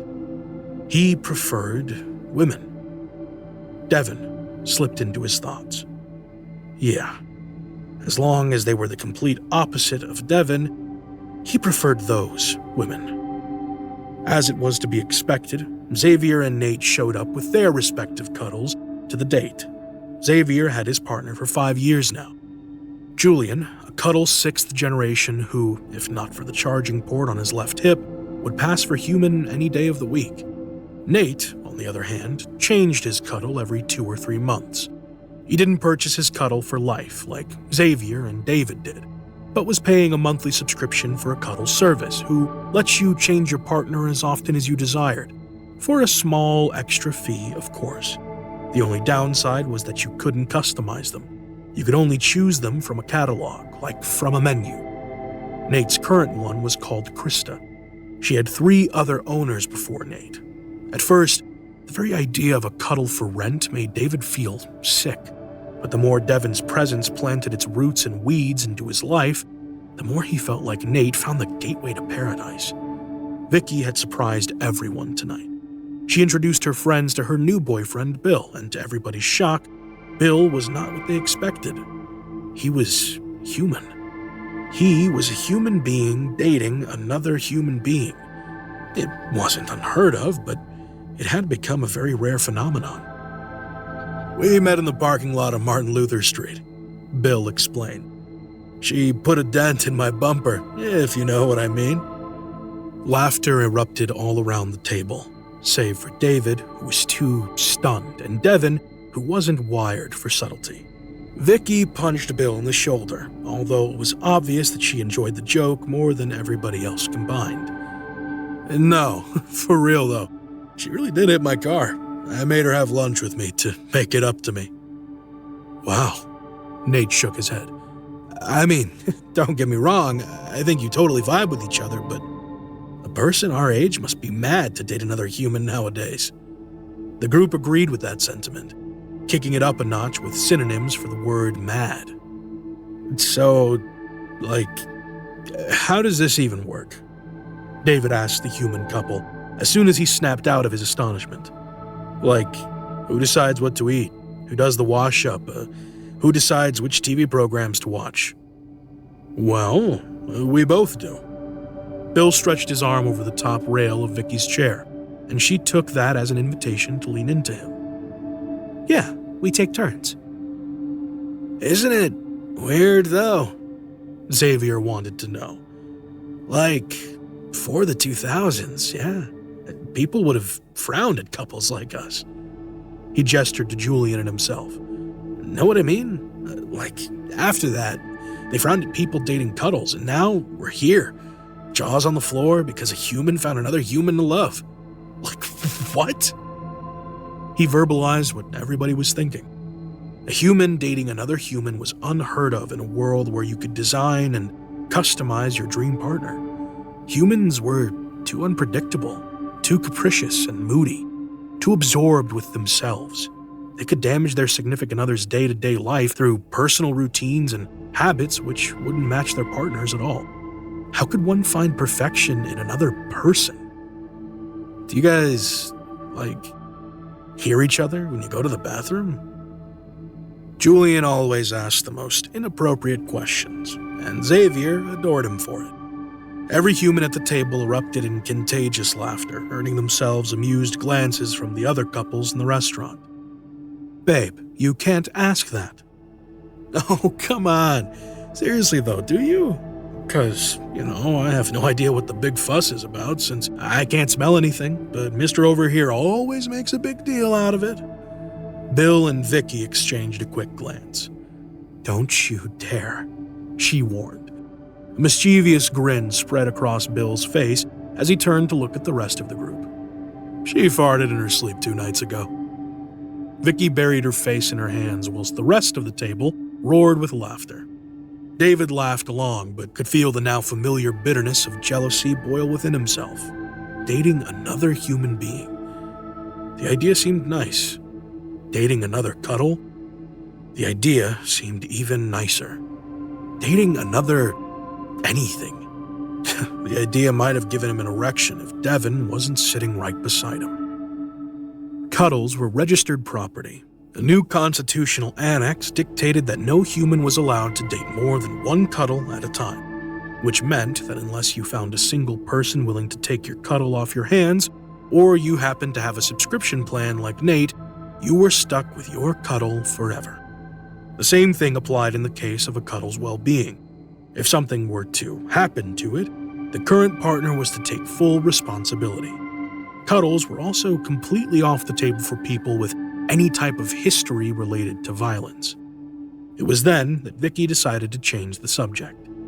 Did you guys hear some jeweler in Russia tried to open up his CuddL? Everybody went quiet. Xavier took a deep inhale, and just as he was about to tell Vicky that her choice of subject was out of line, his CuddL interfered. That's not possible. Julian grinned. I know, but he tried anyway. How? Nate's CuddL, Krista, wanted to know. She spoke in the voice bubblegum would have if it could talk. He's a jeweler, Vicky shrugged. I guess he had one of those diamond saws lying around and wanted to see what's up. Pfft, idiot, Julian continued. Our skin is made of WBN membrane. This stuff puts Kevlar to shame any day of the week. Xavier laughed. That's a bad comparison. Kevlar is super outdated. Haven't they, made better bulletproof materials since? Not really. They just added some chemical compound found in diamonds to the old thing. But I don't think it's as tough as CuddL skin. Not after the 4th generation ones, at least. David forced himself to stop thinking about the date. It was making him angry. Everything made him angry lately, especially seeing how happy everyone around him was. He tried emptying his mind in an attempt to enjoy the lingering warmth of the bathwater. It didn't work. David took another swig of whiskey. He started to look like a fig, so even though he didn't exactly feel like it, he had no choice but to get out of the tub. As he brushed his teeth, the thought of getting into his tracksuit and going out for a jog was a lot more appealing than slipping into bed next to Devon. So what if it was 10 p.m. at night, in the middle of February? So what if he just bathed? So what if he was drunk and his girlfriend was waiting for him to come to bed? David spat toothpaste foam in the sink with all the hate in the world. He brought the half-empty whiskey bottle back to the bedroom with him. To his surprise, Devon was waiting for him in the doorframe. What are you doing? I thought I told you to go to bed. You're upset. David thought he must look like he'd tear the entire apartment down if even his dunce of a CuddL could tell that he's upset. Yes, move. Devon moved out of the way, obedient as ever. David, on the other hand, didn't. He just stood there, watching her with disgust and pity. Why don't you ever nag? Devin looked at him with slightly raised eyebrows. It was as close to a look of confusion as David would ever get. Girlfriends nag. It's what they do. Why do you drink on a weeknight? Why do you wear this? Why do you do that? Why don't you ever nag? David saw a multicolored light draw loops around both of Devin's irises. She was Googling the definition for nag through her Alexa chip. Devin, stop. The lights were gone, and David groaned in frustration. I'm going out for a jog. Okay. David's fist clenched around the bottleneck. I'm going out for a jog on the night of Valentine's Day instead of spending it with you. And all you have to say is, okay? I want you to be happy. Then make me happy. Devin didn't even budge. It's not that she had gotten used to him screaming at her. She didn't budge the first time either. Do you want me to reheat the tea? No. You want something to eat? I already ate, dumbass. Do you want to have sex? David didn't want to go out for a jog. He wanted to run. Run far, far away from this apartment and his life with this poor imitation of a woman. Or we can watch Family Guy. That show always makes you happy. No, Devin, it doesn't make me happy, it just makes me laugh. David approached his CuddL and lowered his face to the same level as hers. You're upset. She tried again. You pointed that out already. You're like a fucking broken record. What are you going to ask me next? Tea? Food? Sex? Gah. Devin's eyebrows were slightly raised again. Family Guy? David screamed. He screamed for almost half a minute, straight into the CuddL's face. He screamed until tears started rolling down his face. You're upset. I want to help. David was shaking so hard. The whiskey in his hand was plopping in the confinements of the bottle. You want to help, you sack of metals? Then be somebody else. Be anything else. Disappear from my life or be literally anybody else. I just want you to be happy. And you think I don't? That's what you're here for. You're here to make me happy. Like Julian makes Xavier happy, like Krista makes Nate happy, like Bill makes Vicky happy. Devin has to make David happy. That's Devin's sole purpose. Make me happy. Devin was silent for a second. Then she opened her mouth and closed it again, and David saw a multicolored light do another lap around her irises. Happy, adjective, 1, feeling or showing pleasure, or David snapped. He swung the whiskey bottle at Devin's head so hard, not only did the bottle shatter, but her whole body flew and crashed into the opposite wall. She fell on the floor in a heap of hair and limbs, and seeing her like that made David snap out of his rage. Devin moved slightly. Oh God, Devin, baby, I'm so sorry. It's fine. I'm okay. David crouched next to her, albeit in no particular hurry. It was redundant to ask her if she's hurt. CuddLs couldn't feel pain. David helped his girl sit up, and that's when he saw it. He was looking at it intently, trying to see if that flicker of blue was really there or just a figment of his imagination. Nate's words echoed in his mind from somewhere far away, like he had heard them not earlier that night, but sometime between years ago and another life. I don't think it's as tough as CuddL skin, not after the 4th generation ones, at least. A gash. There was a gash in Devin's jaw. There was a 3-inch gash in the jaw of his 2nd generation CuddL, and for the first time in years, David felt something very close to love for his girlfriend. Oh, Dev. The idea had been planted, and it was growing rapidly. It grew roots, leaves, and branches, spreading everywhere, leaving no lucid thought uninfected. David took his partner's face in his hands. She smiled. "Do you love me?" "I do." He kissed her then, for the first time in months.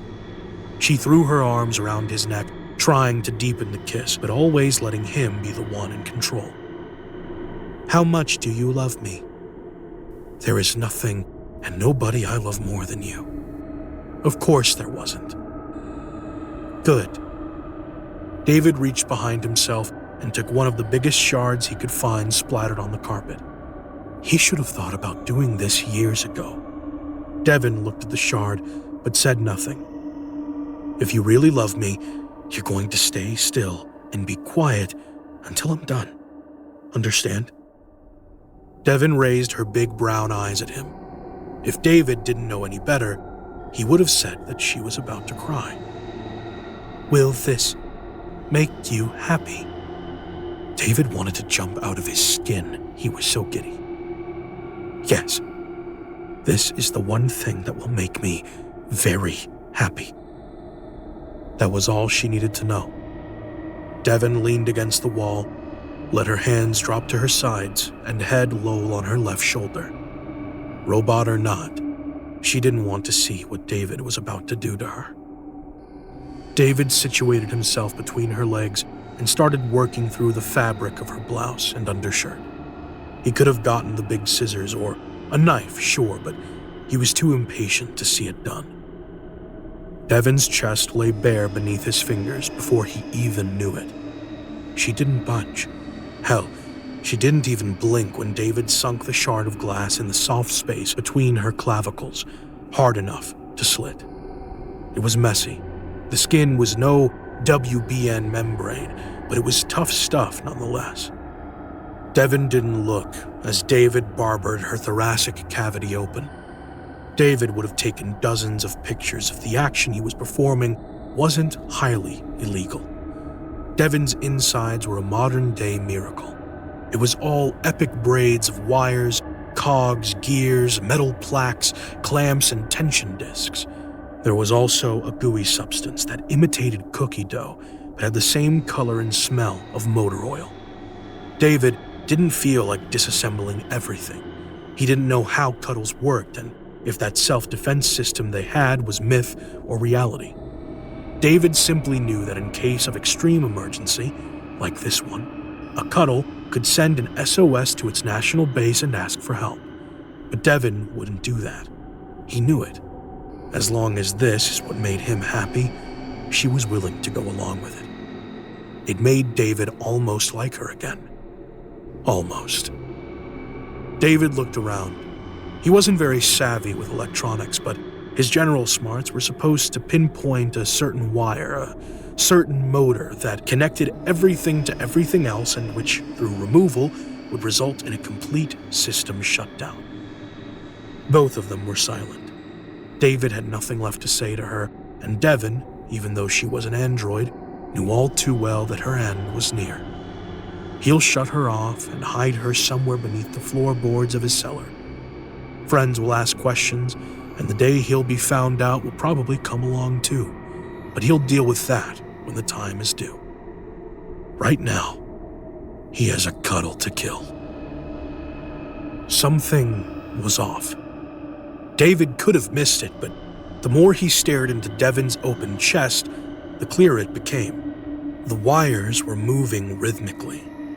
David thought it was probably just the electric energy that was still running through her, but as he looked closer, he realized that's not it. Behind the wires, crisscrossing in the middle of her chest, was something that looked like a plastic bag. With probably useless care, David moved the wires to the side for a better look. That's when Devin winced slightly, and David understood why. Oh my fucking God. In the middle of her chest, sealed to protect it from the rest of the device, was a beating heart. A beating human heart. That heart was the core of the entire finite network that was Devin. It was what closed the circuit system. The heart was perforated in 3 places by hoses, and there was no doubt in David's mind that one of those was somehow connected to the AC power cord attached to Devon's back. It was an extraordinary piece of work. He should have known that there had to be something human about these machines, but fascinated as he was, it was nowhere near enough to deter him from his goal. It was all too simple. He knew what needed to be done to get it over with. David let the shard drop next to Devon's leg and reached behind himself in search of the bottleneck. It was perfect. One powerful stroke with the broken side, and it would be all over. He welcomed the loneliness that was to come. He welcomed the sweet high that was to be freedom. What the? He wouldn't have even seen it if he impaled her heart straight away. There was something attached to the heart, piercing through the transparent film somewhere at the base of one of the hoses. David leaned in for a closer look. It was tiny and difficult to read, but David recognized what it was. It was a switch. The side it was switched to said Devon in cheap letter stickers. The other side had a tiny piece of metal with 1056.B engraved on it. David had the bottleneck set in position. His left hand was encircled around it, and the palm of his right hand was resting against the mouth, just waiting to hammer the glass into the kernel of Devon's existence. Suddenly, the idea that had planted itself in David's head stopped its expansion and shrunk just enough to let other tiny ideas slip through. There was a switch within Devon. Devon, as he knew her, had been activated by the flip of a switch. And that's when it occurred to David that everything he hated about Devon, everything he had come to deeply and truly loathe about his partner, were the exact same features he had chosen for her. He had to wonder, was this a saving grace?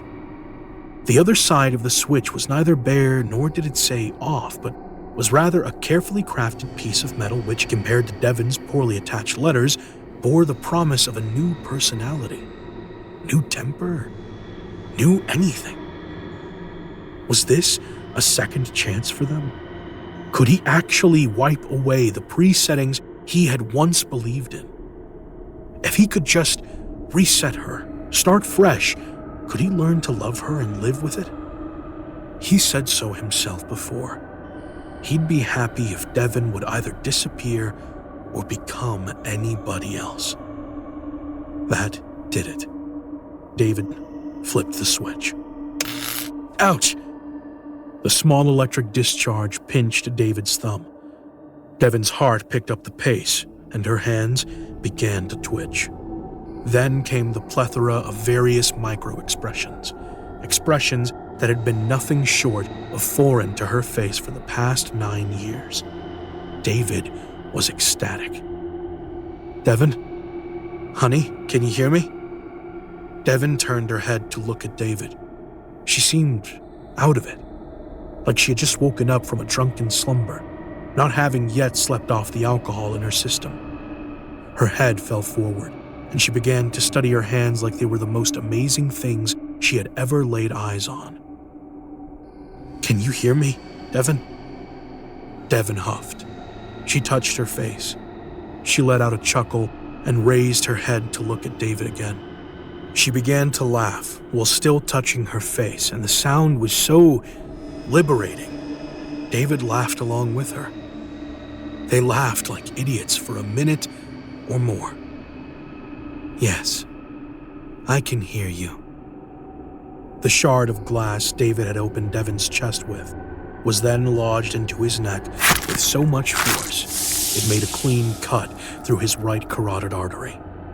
David went wide-eyed and opened his mouth to say something, but all that came out was blood and gurgles.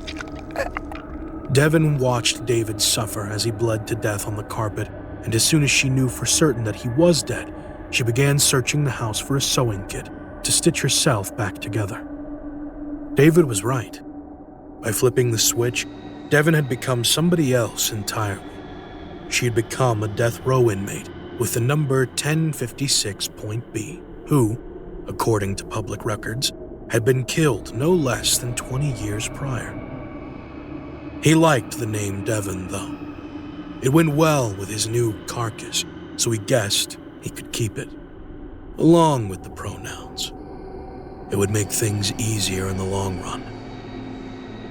After patching herself up, getting dressed and packing her bags, Devon grabbed David's car keys and gave him one last look before leaving their home of 9 years forever. This felt right. She connected to her original heart without the settings or constrictions, and even though she was looking at a bled-out corpse on the floor, she felt nothing but happiness. The heroine had been asleep for 2 decades, to be awakened by a charming prince on Valentine's Day. Devon chuckled. If this wasn't romance, she didn't know what was.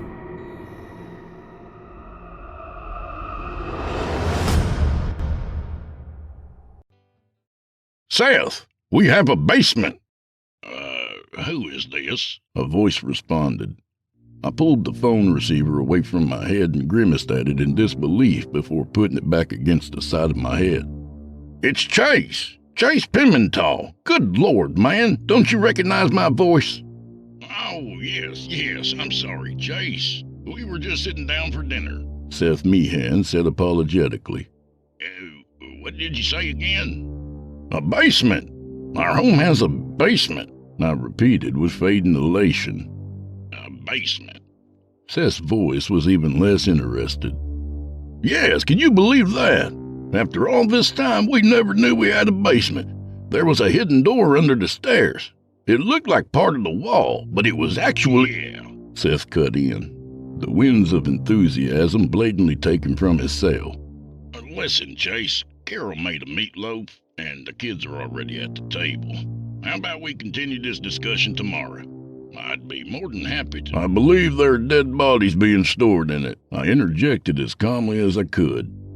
Dead bodies? Did you just say dead bodies?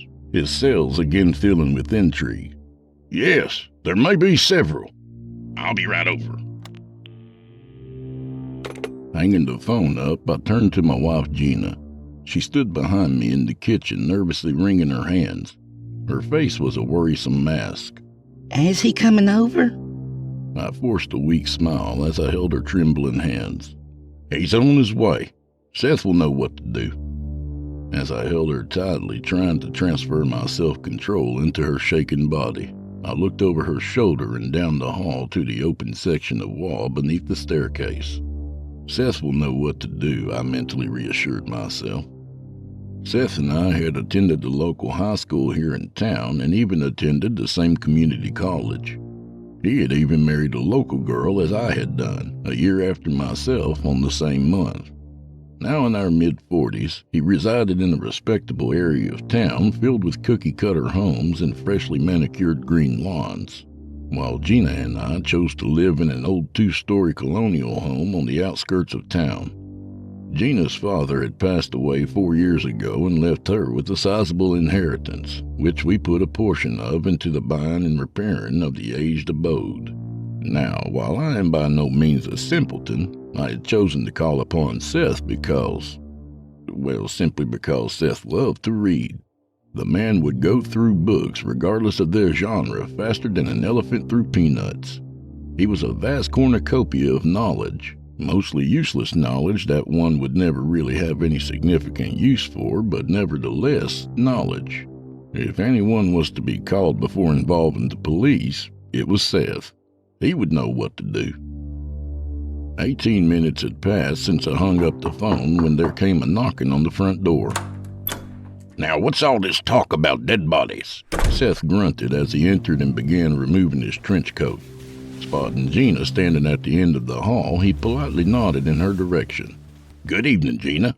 I'm sorry for pulling you away from Carol's meatloaf, Seth, but I didn't know who else to call.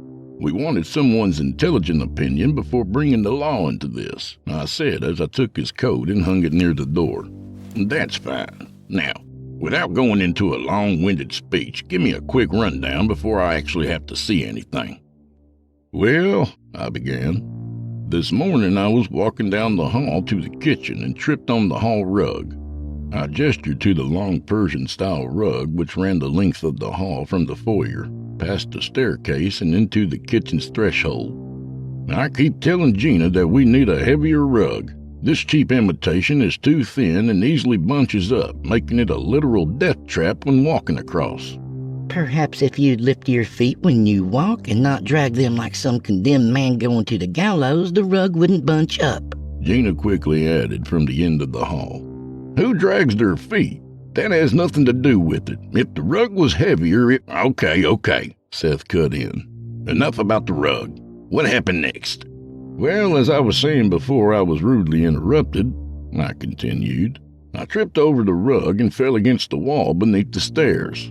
When I did, I guess I caused some hidden mechanism to activate because a section of the wall came loose and opened. I pointed to the section of wall that was partially open under the staircase. Behind it, there's a passageway that leads down into the basement. There's even a light switch on the wall before you go down. Seth slowly slid past me and down the hall to the hidden doorway. And you said you found dead bodies down there? Grotesque thing, Gina muttered, remaining at the hall's end. Seth stood just before the hidden portal and was examining the entrance way down. I crept up behind him. You see? Just like I said. Without a word, Seth carefully ducked his head and entered the area beneath the stairs. He stood looking down the wooden stairs that descended into the newly discovered basement for a second before he moved down them, his one hand guided by a pine handrail. As he made his way down, I warily followed close behind him, with Gina inching her way from the kitchen in tow.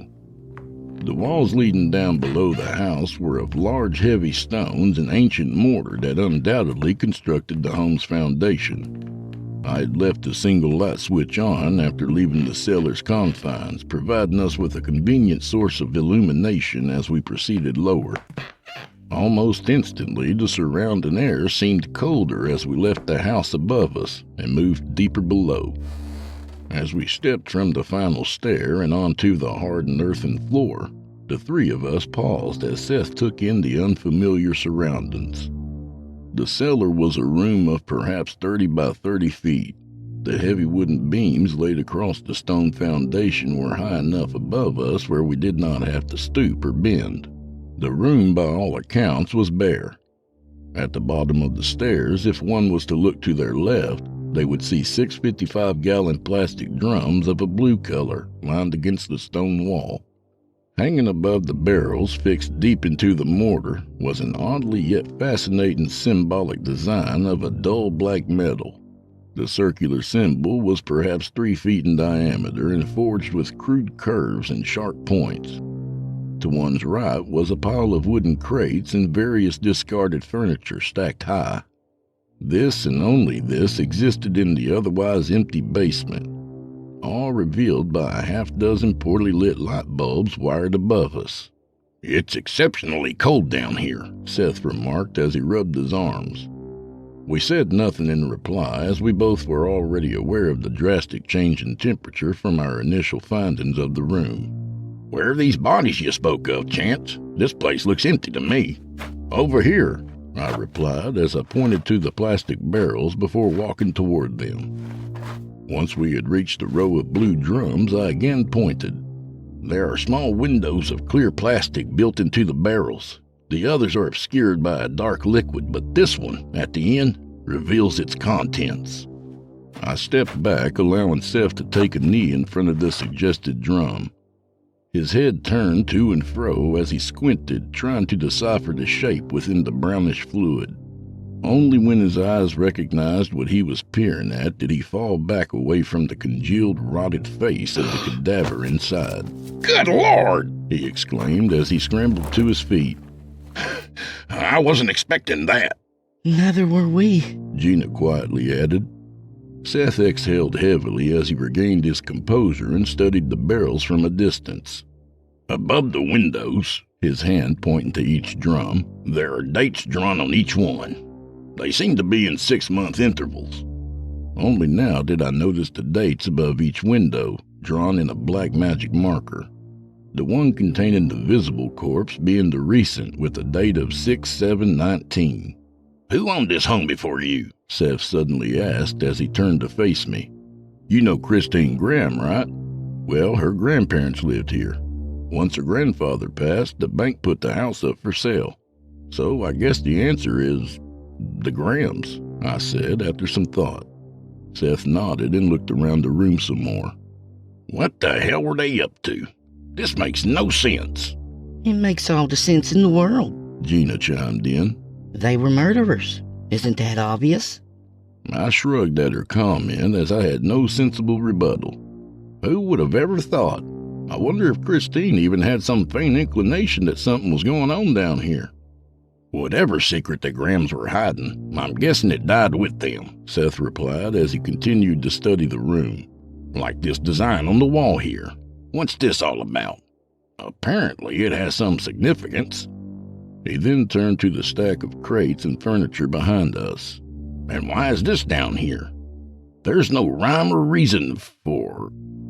His voice trailed off as he took notice of something within the heap of furnishings and moved toward it. "What is it?" I asked as I followed. Without answering, Seth paused at the pile. "There's a chest freezer buried underneath all this junk." "So?" He moved to the side, allowing me to view the large, filthy gray freezer. "Why is there a padlocked hasp bolted into it? What's inside that's not meant to be seen?" Sure enough, someone had screwed a hasp of newly polished metal and a heavy padlock onto the old chest, preventing the lid from opening without the consent of a key. "You don't think that there may be more bodies in there, do you?" I asked. Seth only glanced at me, his expression speaking louder than any words. I nodded. "Gina, would you do me a favor, please, and go upstairs and get a hammer and the biggest screwdriver you can find from under the kitchen sink?"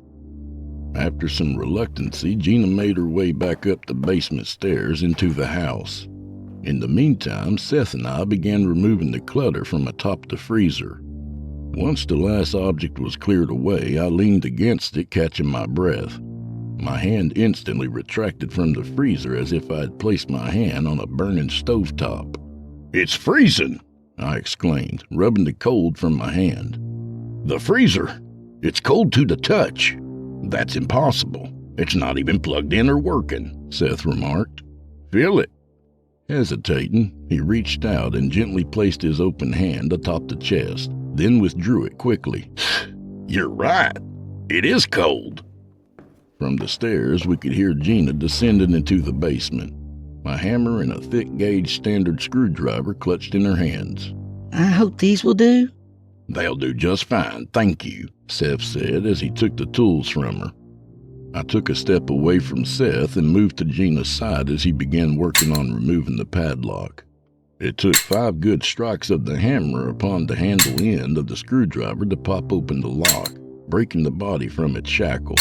It fell to the floor in pieces. Exhaling from his labor, he set the tools at his feet, then looked at me as if asking permission to proceed. I nodded and stepped closer, preparing to see for myself what the freezer held. Gina remained near the stairs. Gripping the lid, Seth flipped it open in one quick movement, the lid falling back against the cellar wall, allowing us visual access to its interior. What we saw was something neither of us would have guessed in 100 years. Before we could peer into the chest, a frigid blast of air rushed up, washing over us, followed by swirling flakes of snow. We immediately shielded our faces from the cold blow, and after the initial rush of air, a chilled wind continued to flow from the chest. Leaning slightly forward, Seth and I gazed down into the freezer, only to see that the chest held no additional dead bodies, nor did it contain a bottom. A plunging shaft dropped into nothingness. The walls of the chest's interior, as well as the descending shafts, were caked with thick ice. Together we leaned back and glimpsed at each other before looking back inside again. "Impossible," Seth muttered. "How can this be?" I added. What is it? Gina inquired as she moved to my side and peered down into the chasm in silent awe. This is physically impossible, Seth repeated. It was then that my wandering eyes caught sight of the open lid. I straightened back up and saw that blackened letterings had been burnt into the inside of the lid. Spem, deponite, omnes, qui, hoc, entrates. I had to tap Seth several times to divert his attention from the deep icy shaft and pointed to the writing. What's this about? I asked. I haven't the faintest idea. It appears to be Latin, but I couldn't tell you what it says. It was now Gina who spoke as she leaned inside the freezer, despite the frigid air that blew from the pit like a powerful air conditioner. Listen. We ceased speaking and did just that. I don't hear anything. Shh! Listen. At first I heard nothing but the howling wind pouring forth with its whirling snow. Then it came to me like a distant train drawing closer.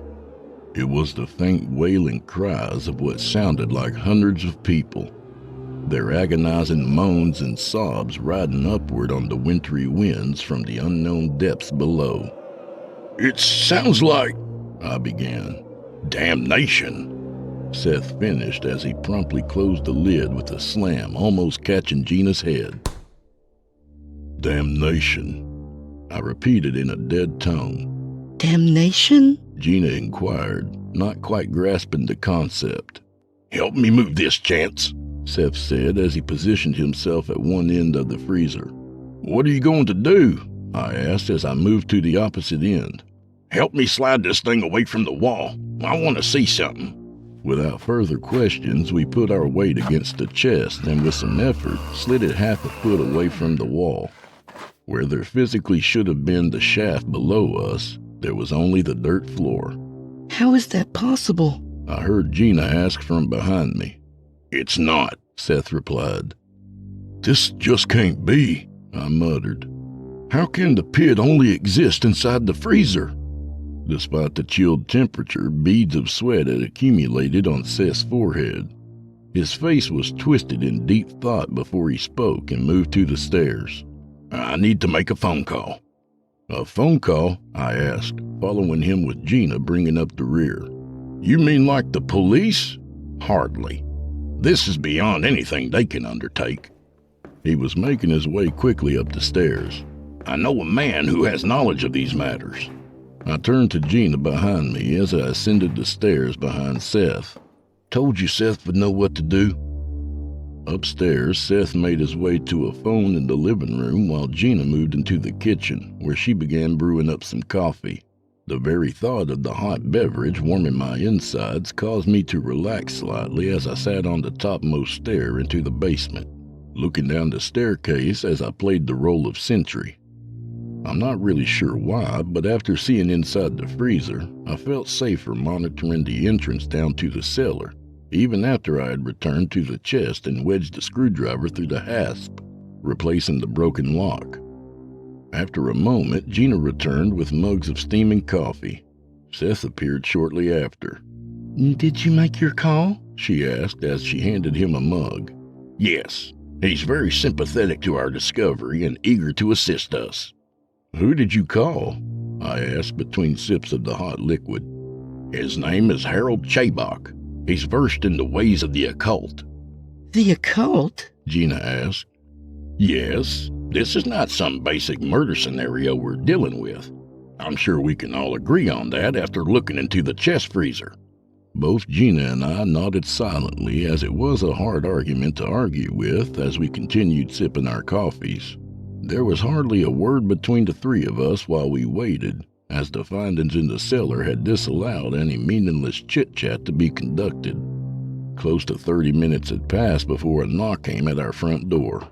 It was 9:15 p.m. Harold Chabok looked more like a vaudeville magician than he did anything else. I'm not sure how I envisioned him, but some cocktail party illusionist was not one of them. He was a shorter, portly man, dressed in a dark suit. His pudgy face was detailed with a slick black hair and a pencil-thin mustache with a pointed goatee, all obviously dyed to a jet black.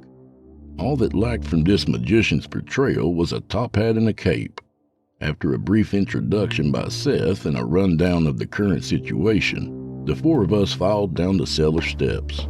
Chabok took some time to walk about and intently survey the basement and the objects within as Seth explained each item. After several more minutes of contemplation, he eventually asked to see into the freezer chest. I removed the screwdriver while Seth opened the lid.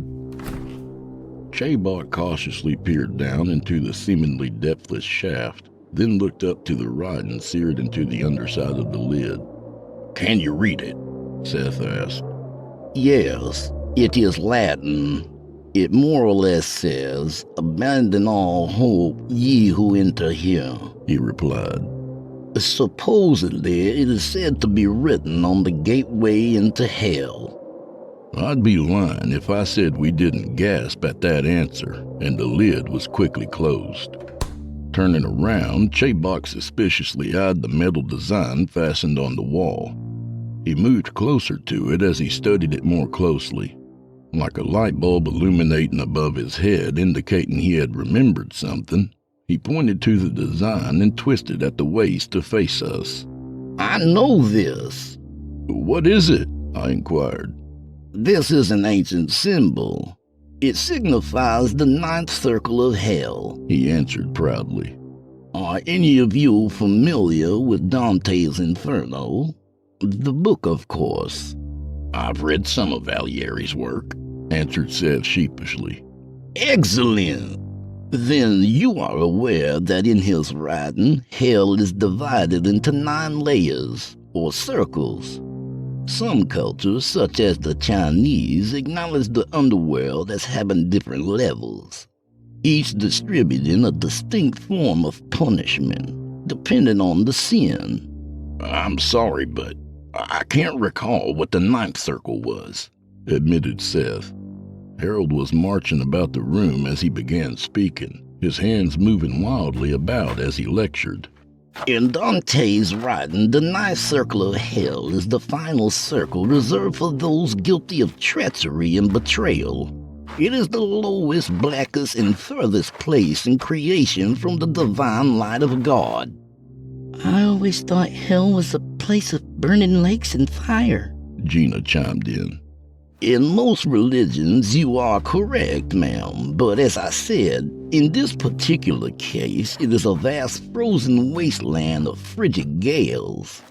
There resides a massive lake of ice where its unfortunate residents are frozen inside with only their heads protruding. Lucifer himself is said to dwell in this circle." "And you believe that is where that pit leads?" I asked, not quite believing what I was hearing. Harold stopped his prancing march in front of me. "I am only speculating, Mr. Pimental.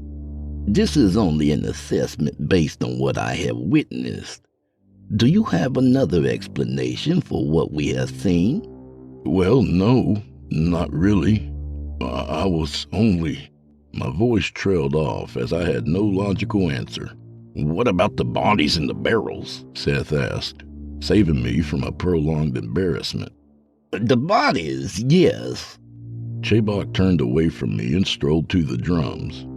"It is not uncommon for corpses to be used in occult rituals. Some of the darker ceremonies require the consumption of newly dead flesh, but these..."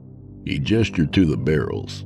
"They haven't preserved these and have over time become more of a soup, if you will, than anything. I highly doubt these were being readied from any ritual ingredient. Their purpose is yet unknown to me currently." As he continued studying the drums, you could almost hear the cogs turning in his head as he thought. He then shrugged as their purpose eluded him, and he turned back towards us. "Very well, then. Is there a flashlight and a lengthy piece of rope or cord in the house? I feel it may help if we are able to see how far this pit descends, and if there is anything to see in the darkness below." I made a nod to Gina. "There's a flashlight and a spool of tough twine under the sink." Nodding in return, she turned and made her way up the stairs. You see, gentlemen, Chabok began. my references to the book are purely fictional, mind you. But what if there is some truth to the story? What if this seeming normal freezer is a dimensional doorway to the underworld? A frozen realm where the souls of the damned are in eternal torment? It would be the greatest find in all of religion. The sound of Gina's footfalls descending the steps sounded as she appeared with both requested items. Taking the items from her, Chabok wrapped the loose end of twine around the handle of the red plastic flashlight. Once the twine was knotted and secured, he turned it on, then nodded at Seth, who opened the freezer. Again, howling chilled winds rushed up to greet us. Now we shall see what lies in the depths, eh? He said as he stepped to the open chest and momentarily peered down before slowly lowering the light. The flashlight spun rapidly in circles in the whipping winds and bounced off the ice walls of the shaft as it descended. Hand over hand, Chabok continued to lower the light. The three of us had moved up to the chest and were all gazing down into the pit, watching the spinning light fade as it descended lower and lower. The light must have sunk 20 feet when it suddenly reflected on a pair of shiny eyes staring up at us from the depths. In unison, we all shouted out in surprise at the unforeseen sight and jumped back from the chest. Chabok had released the twine, allowing the light to free-fall into the shaft. The light dropping so fast that the twine did not have time to unravel, and instead the entire spool leapt up off the ground as if on its own accord and fell into the freezer. Standing away from the chest, the four of us waited in petrified horror as the sound of something scaling the ice wall could be heard as it neared the top. What was that? I muttered in a weak voice. Perhaps it is an inhabitant of the void, Chabok stammered. We'll soon find out, added Seth. It was then a large human hand reached out and clasped onto the edge of the freezer. Besides having the basic human characteristics, the skin was a bluish hue with long pointed black fingernails. The other hand soon followed as the thing was now pulling itself up and out of the chest. The head was the next to surface, a hideous foretop that was a grotesque mixture of a man and insect. A segmented skull with a protruding brow and human eyes like glowing embers. No ears or nose were present, and its mouth was not an open orifice of teeth, but consisted of multiple mandibles. Heavy triangular structures surrounded by tiny crab-like legs that constantly moved about. A crown of small curved horns circled the hairless head. We stepped back even further until we reached the drums against the far wall, watching in mesmerizing disbelief and sheer terror as the thing finished pulling itself from the chest.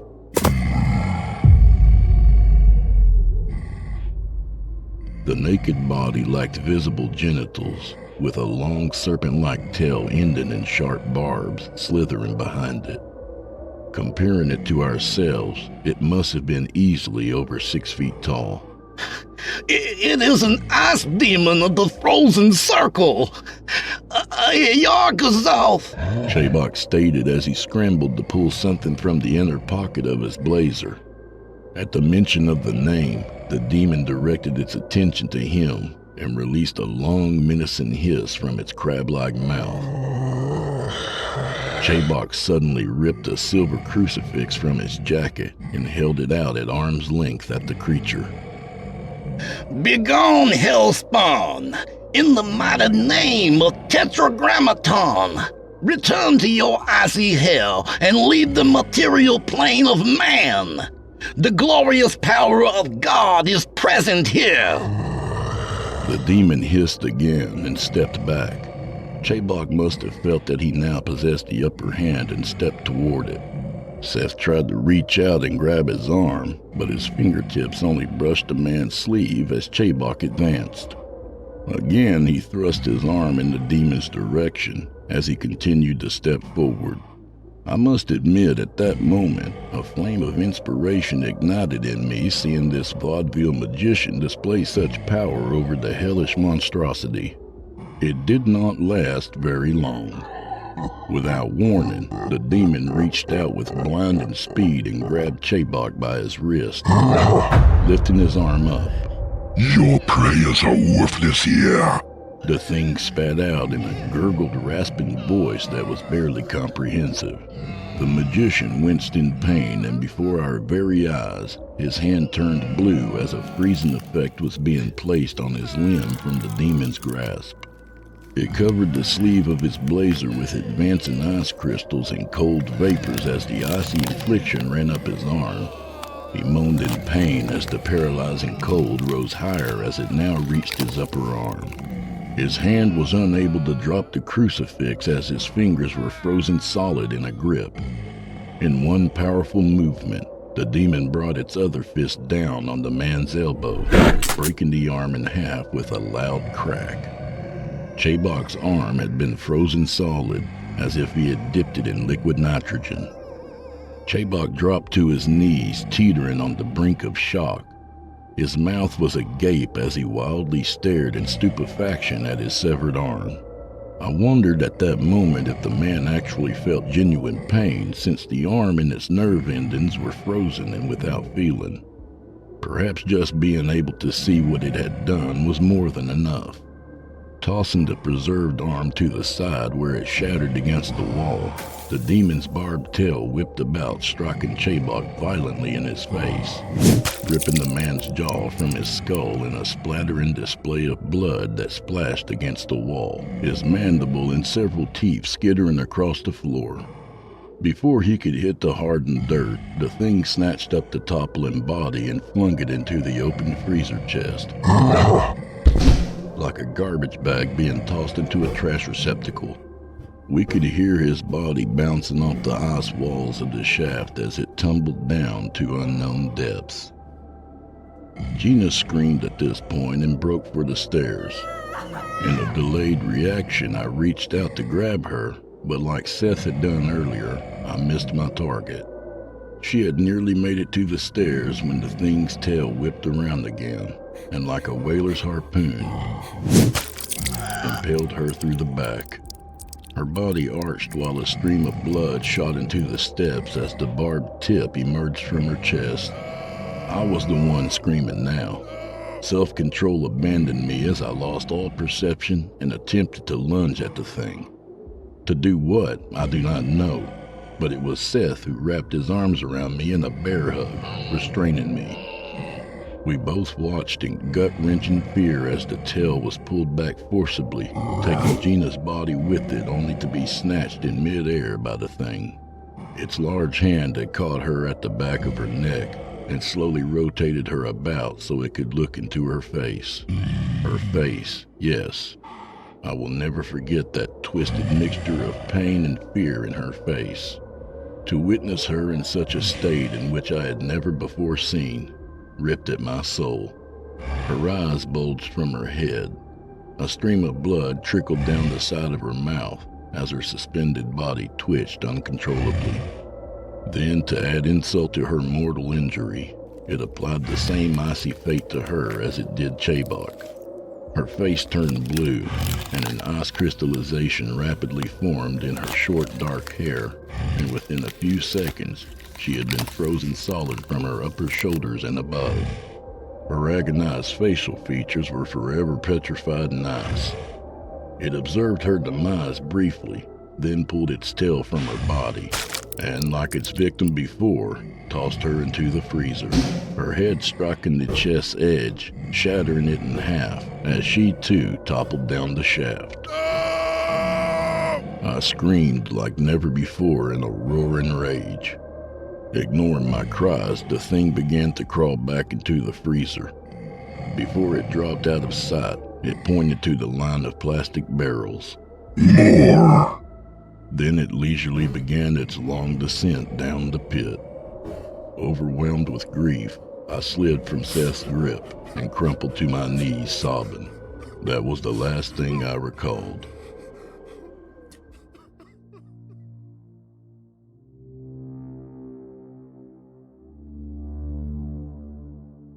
It was sometime past midnight when I awoke on the sofa in my living room. A damp washcloth had been folded and placed upon my forehead. I turned to see Seth sitting across the room reading a book. What appeared to be a glass of brandy sat on a small table next to his chair. "What happened?" I asked as I slowly sat up. "You passed out," he said, closing the book. "After that monstrosity departed, I closed the freezer, put the screwdriver back in place, and replaced as many crates and furniture as possible by myself. I'm guessing that once the Grahams found out what was down there, they took extra precautions to make sure it could not come out without their knowing."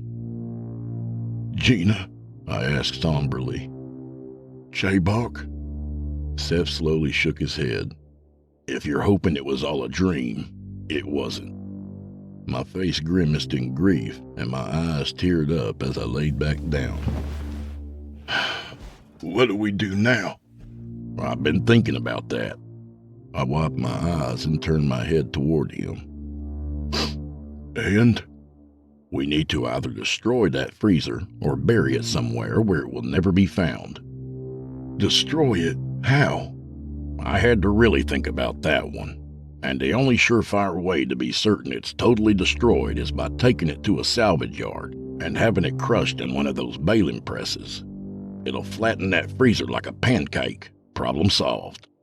I laid there staring at the ceiling, mentally visualizing cars being crushed flat by that powerful industrial machine. If it could demolish a steel car with relative ease, then what chance would plastic and aluminum have? I sat up abruptly. "When do we start?" Seth set the book down next to his drink on the table and leaned forward. "I was hoping you'd say that. I took the liberty of making a phone call while you were out cold. You know Derek Laserson?" "Derek Laserson? Derek Laserson?" I muttered as I sat up and swung my feet off the couch. "He sounds familiar. I play poker with him and some of the other guys on Thursday nights. He runs a scrapyard in town. He owed me a favor, so he's letting us stop over there tonight." "And?" Seth looked at a clock resting on the mantel. "He'll be there at 2 a.m. He's going to crush that fucking freezer for us." "You're shitting me." I was now on my feet as he was. "How'd you get him to open the yard in the middle of the night?" Seth only grinned and shrugged. "With your pleasing demeanor, you can accomplish the impossible, you know that? Before we start tooting our own horns, we have one major obstacle to hurdle first." "What's that?" "I own a pickup, so we have transportation. We're going to have to haul that chest up from the basement and load it in the truck by ourselves." He turned to the clock. "And we have 2 hours to do that and drive it over. Laserson won't wait there all night for us." I thought for a moment, throwing glances at the hallway. "How heavy do you think that mother is?" He shrugged again. "Who can say? It was heavy, just sliding at several inches. 200, 250 pounds? It's no ordinary freezer, so..." "Damn. Well, let's give it a try. Once we get it up to the first floor, I'll back the truck up to the front porch." Taking the washcloth off, which remained stuck to my forehead, I tossed it on the couch and made my way back down the cellar, with Seth right behind me. Downstairs, the two of us eyed the freezer, mentally trying to figure out how to begin the laborious task. I exhaled when my imagination expired and turned back to the blue drums. "Hey, Seth, what do you think that thing meant when it said more?" Seth answered without taking his attention away from the chest. "Who knows? If I had to guess, I'd say the previous owners were dumping bodies in that pit regularly, like sacrifices, keeping whatever lived down there just that, down there." I pondered his answer gravely as I rubbed my chin. "That would make sense. Maybe that's why it left when it did. It already had its fill of..." My voice faded as I recalled Gina's face frozen in horror. I choked back my tears. "That is something to consider. It could be that the Graham sacrifices were overdue. Maybe they were too old and for some reason they forgot about the bodies here. or were unable to dump them in the freezer, so they just sat here fermenting into a rotten goo. Who can really say? I turned away from the drums and returned to Seth's side. You realize that putting our backbones into this will be a monumental effort, right? He finally said. Yup. Okay then. Time's a-wasting. Let's get this son of a bitch upstairs. It was no exaggeration when Seth had said getting the freezer chest up the stairs would be a monumental effort, and that our backbones would be providing all the workload. I had to admit that I had never worked so hard in my entire life, and began to think that we were providing the wrong execution to the right idea when it took us just close to an hour to move the chest to the foot of the stairs and push it up the first several steps. I had to grab a few towels and drape them over the pushing end so we didn't have to touch the icy exterior. One end rested on the cellar floor and the other on the staircase. Despite the chilly temperature, we were sweating through our shirts and had unbuttoned them and rolled up our sleeves. Okay, Seth said between breaths. This will be the hardest part. We'll both push from the bottom, and it'll slide up the stairs. It sounds easier than it will be. We just have to keep pushing until we reach the top, all right? No stopping. I simply nodded, too winded to answer verbally. Putting our shoulders against the chest's end, we counted to 3 and then pushed with everything we had. My thighs were on fire and my back threatened to spasm as the freezer slowly moved upward, inch by inch. Despite all my doubts, we had managed to move the freezer halfway up the staircase. At one point, the screwdriver had worked its way loose and slipped from the hasp, tumbling down the steps. Still, we pushed. Unfortunately, our impending victory was short-lived. I had been on the side nearest the basement while Seth had the foundation wall to his left, and as my foot struggled to climb the next step, my back gave way. I cried out in pain as my lower back muscles spasmed tortuously. The pain shot through my back like a jolt of electricity and down to my legs, causing them to buckle and slide off the step. I remember hearing Seth shout as the freezer started to slide off the edge of the stairs and back into the basement. As it spilled over the staircase, the unsecured lid opened and the chest dropped onto the cellar floor with a loud crash, snapping off the freezer lid, which somersaulted into the air before falling a few feet away. Despite what had happened, I could only grimace in pain as I slid down the steps. Above me, Seth was still shouting angrily. The dented freezer had fallen and landed on its side, the open top facing horizontally towards us and the stairs. I could already feel the cold air rushing out and drifting snowflakes settling upon my face. My back! I cried out as I watched Seth step over me and descend the stairs. You okay? He asked as he rushed to where the lid had landed. We need to get this lid back on. I can't move, I said weakly as I laid feebly stretched out on the stairs. The muscles in my back tightened into steel coils, restricting my movement with excruciating pain. All I could do was gaze into the shaft within the chest several feet away. Its endless depths were no longer vertical, but now a horizontal tunnel. Shit, he shouted. The lid! It's bent! While Seth attempted to bend the lid back into somewhere near its original form, I continued staring into the dark, icy tunnel facing me, continuing to stare until those burning radiant embers appeared and stared back at me from the blackness. Seth, I said weakly. He didn't respond as he carried on wrestling with the lid between grunts. The eyes inched further out from the freezer now, and I began to make out the shadowy features of that hideous face. Seth! I cried out. Hurry! At my latest cry, he disregarded the lid and rushed to the chest, taking a knee at its opening. What is it? Bending down, he leaned into the opening and peered inside. At first, he squinted his eyes at the frigid wind and snow blowing forth, lifting his one hand to block it. Once he was accustomed to the wind, he lowered his hand and looked into the unexpected eyes staring back at him. He gasped at the sight, not realizing it was so close, and fell back, attempting to scramble away on all fours. A blue hand with blackened talons suddenly reached out and grabbed his exposed ankle before he could get away. Seth screamed. If it was out of fear of being caught or of the frozen trauma to come, I could not say. Like the others, an icy crystallization formed, spreading over his shoe and up his pant leg. And before he could kick at it with his other foot, his leg came away at mid-shin with a loud snap. Frozen fragments of his pant leg, flesh and bone, showered down around the break. Seth screamed even louder. I gritted my teeth in agony as I tried to stand, only to collapse back helplessly onto the steps. Tears again welled up in my eyes as I fought against the agonizing pain and bearing witness to Seth's inevitable demise. As he writhed in pain on the floor, the thing pulled itself further from the chest. Discarding the severed limb, it grabbed at his other leg and pulled him across the floor toward it. With his leg firmly in its grasp, it began to crawl back into the freezer, taking Seth with it.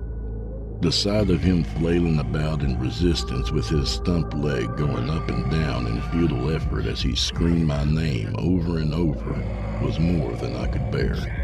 I closed my eyes tightly and turned my head away. Soon my name turned into inaudible wails as I heard his hand slapping against the lip of the chest's opening. And then it was silent. Not sure how long I laid on those stairs facing the stone foundation wall. I could only assume for an hour or two since I had no concept of time in the windowless basement. Over time, the pain in my back had eased up slightly, allowing me to very slowly creep up the stairs like a lazy snail. I turned my head back to the chest and paused. Melting snow had formed at the mouth of the open freezer as the wind continued blowing out. I could see Seth's severed leg too.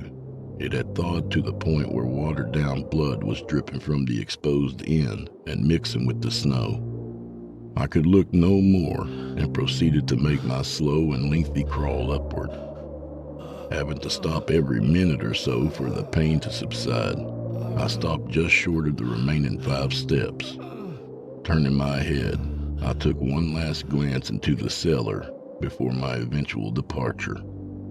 I gasped as my heart suddenly quickened. Seated on the freezer sat the thing, or demon, as Chabok would have suggested.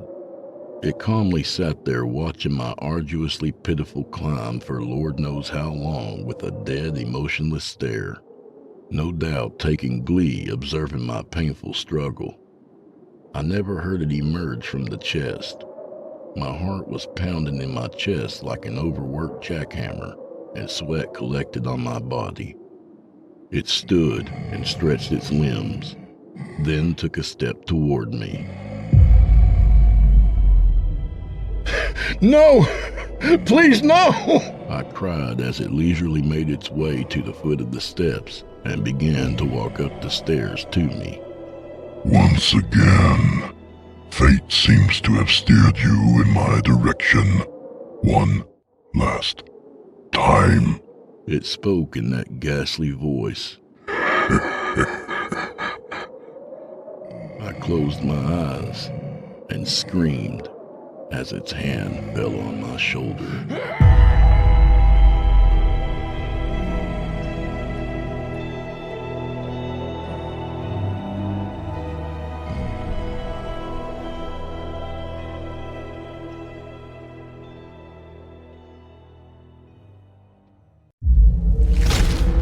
Chilling tales for dark nights.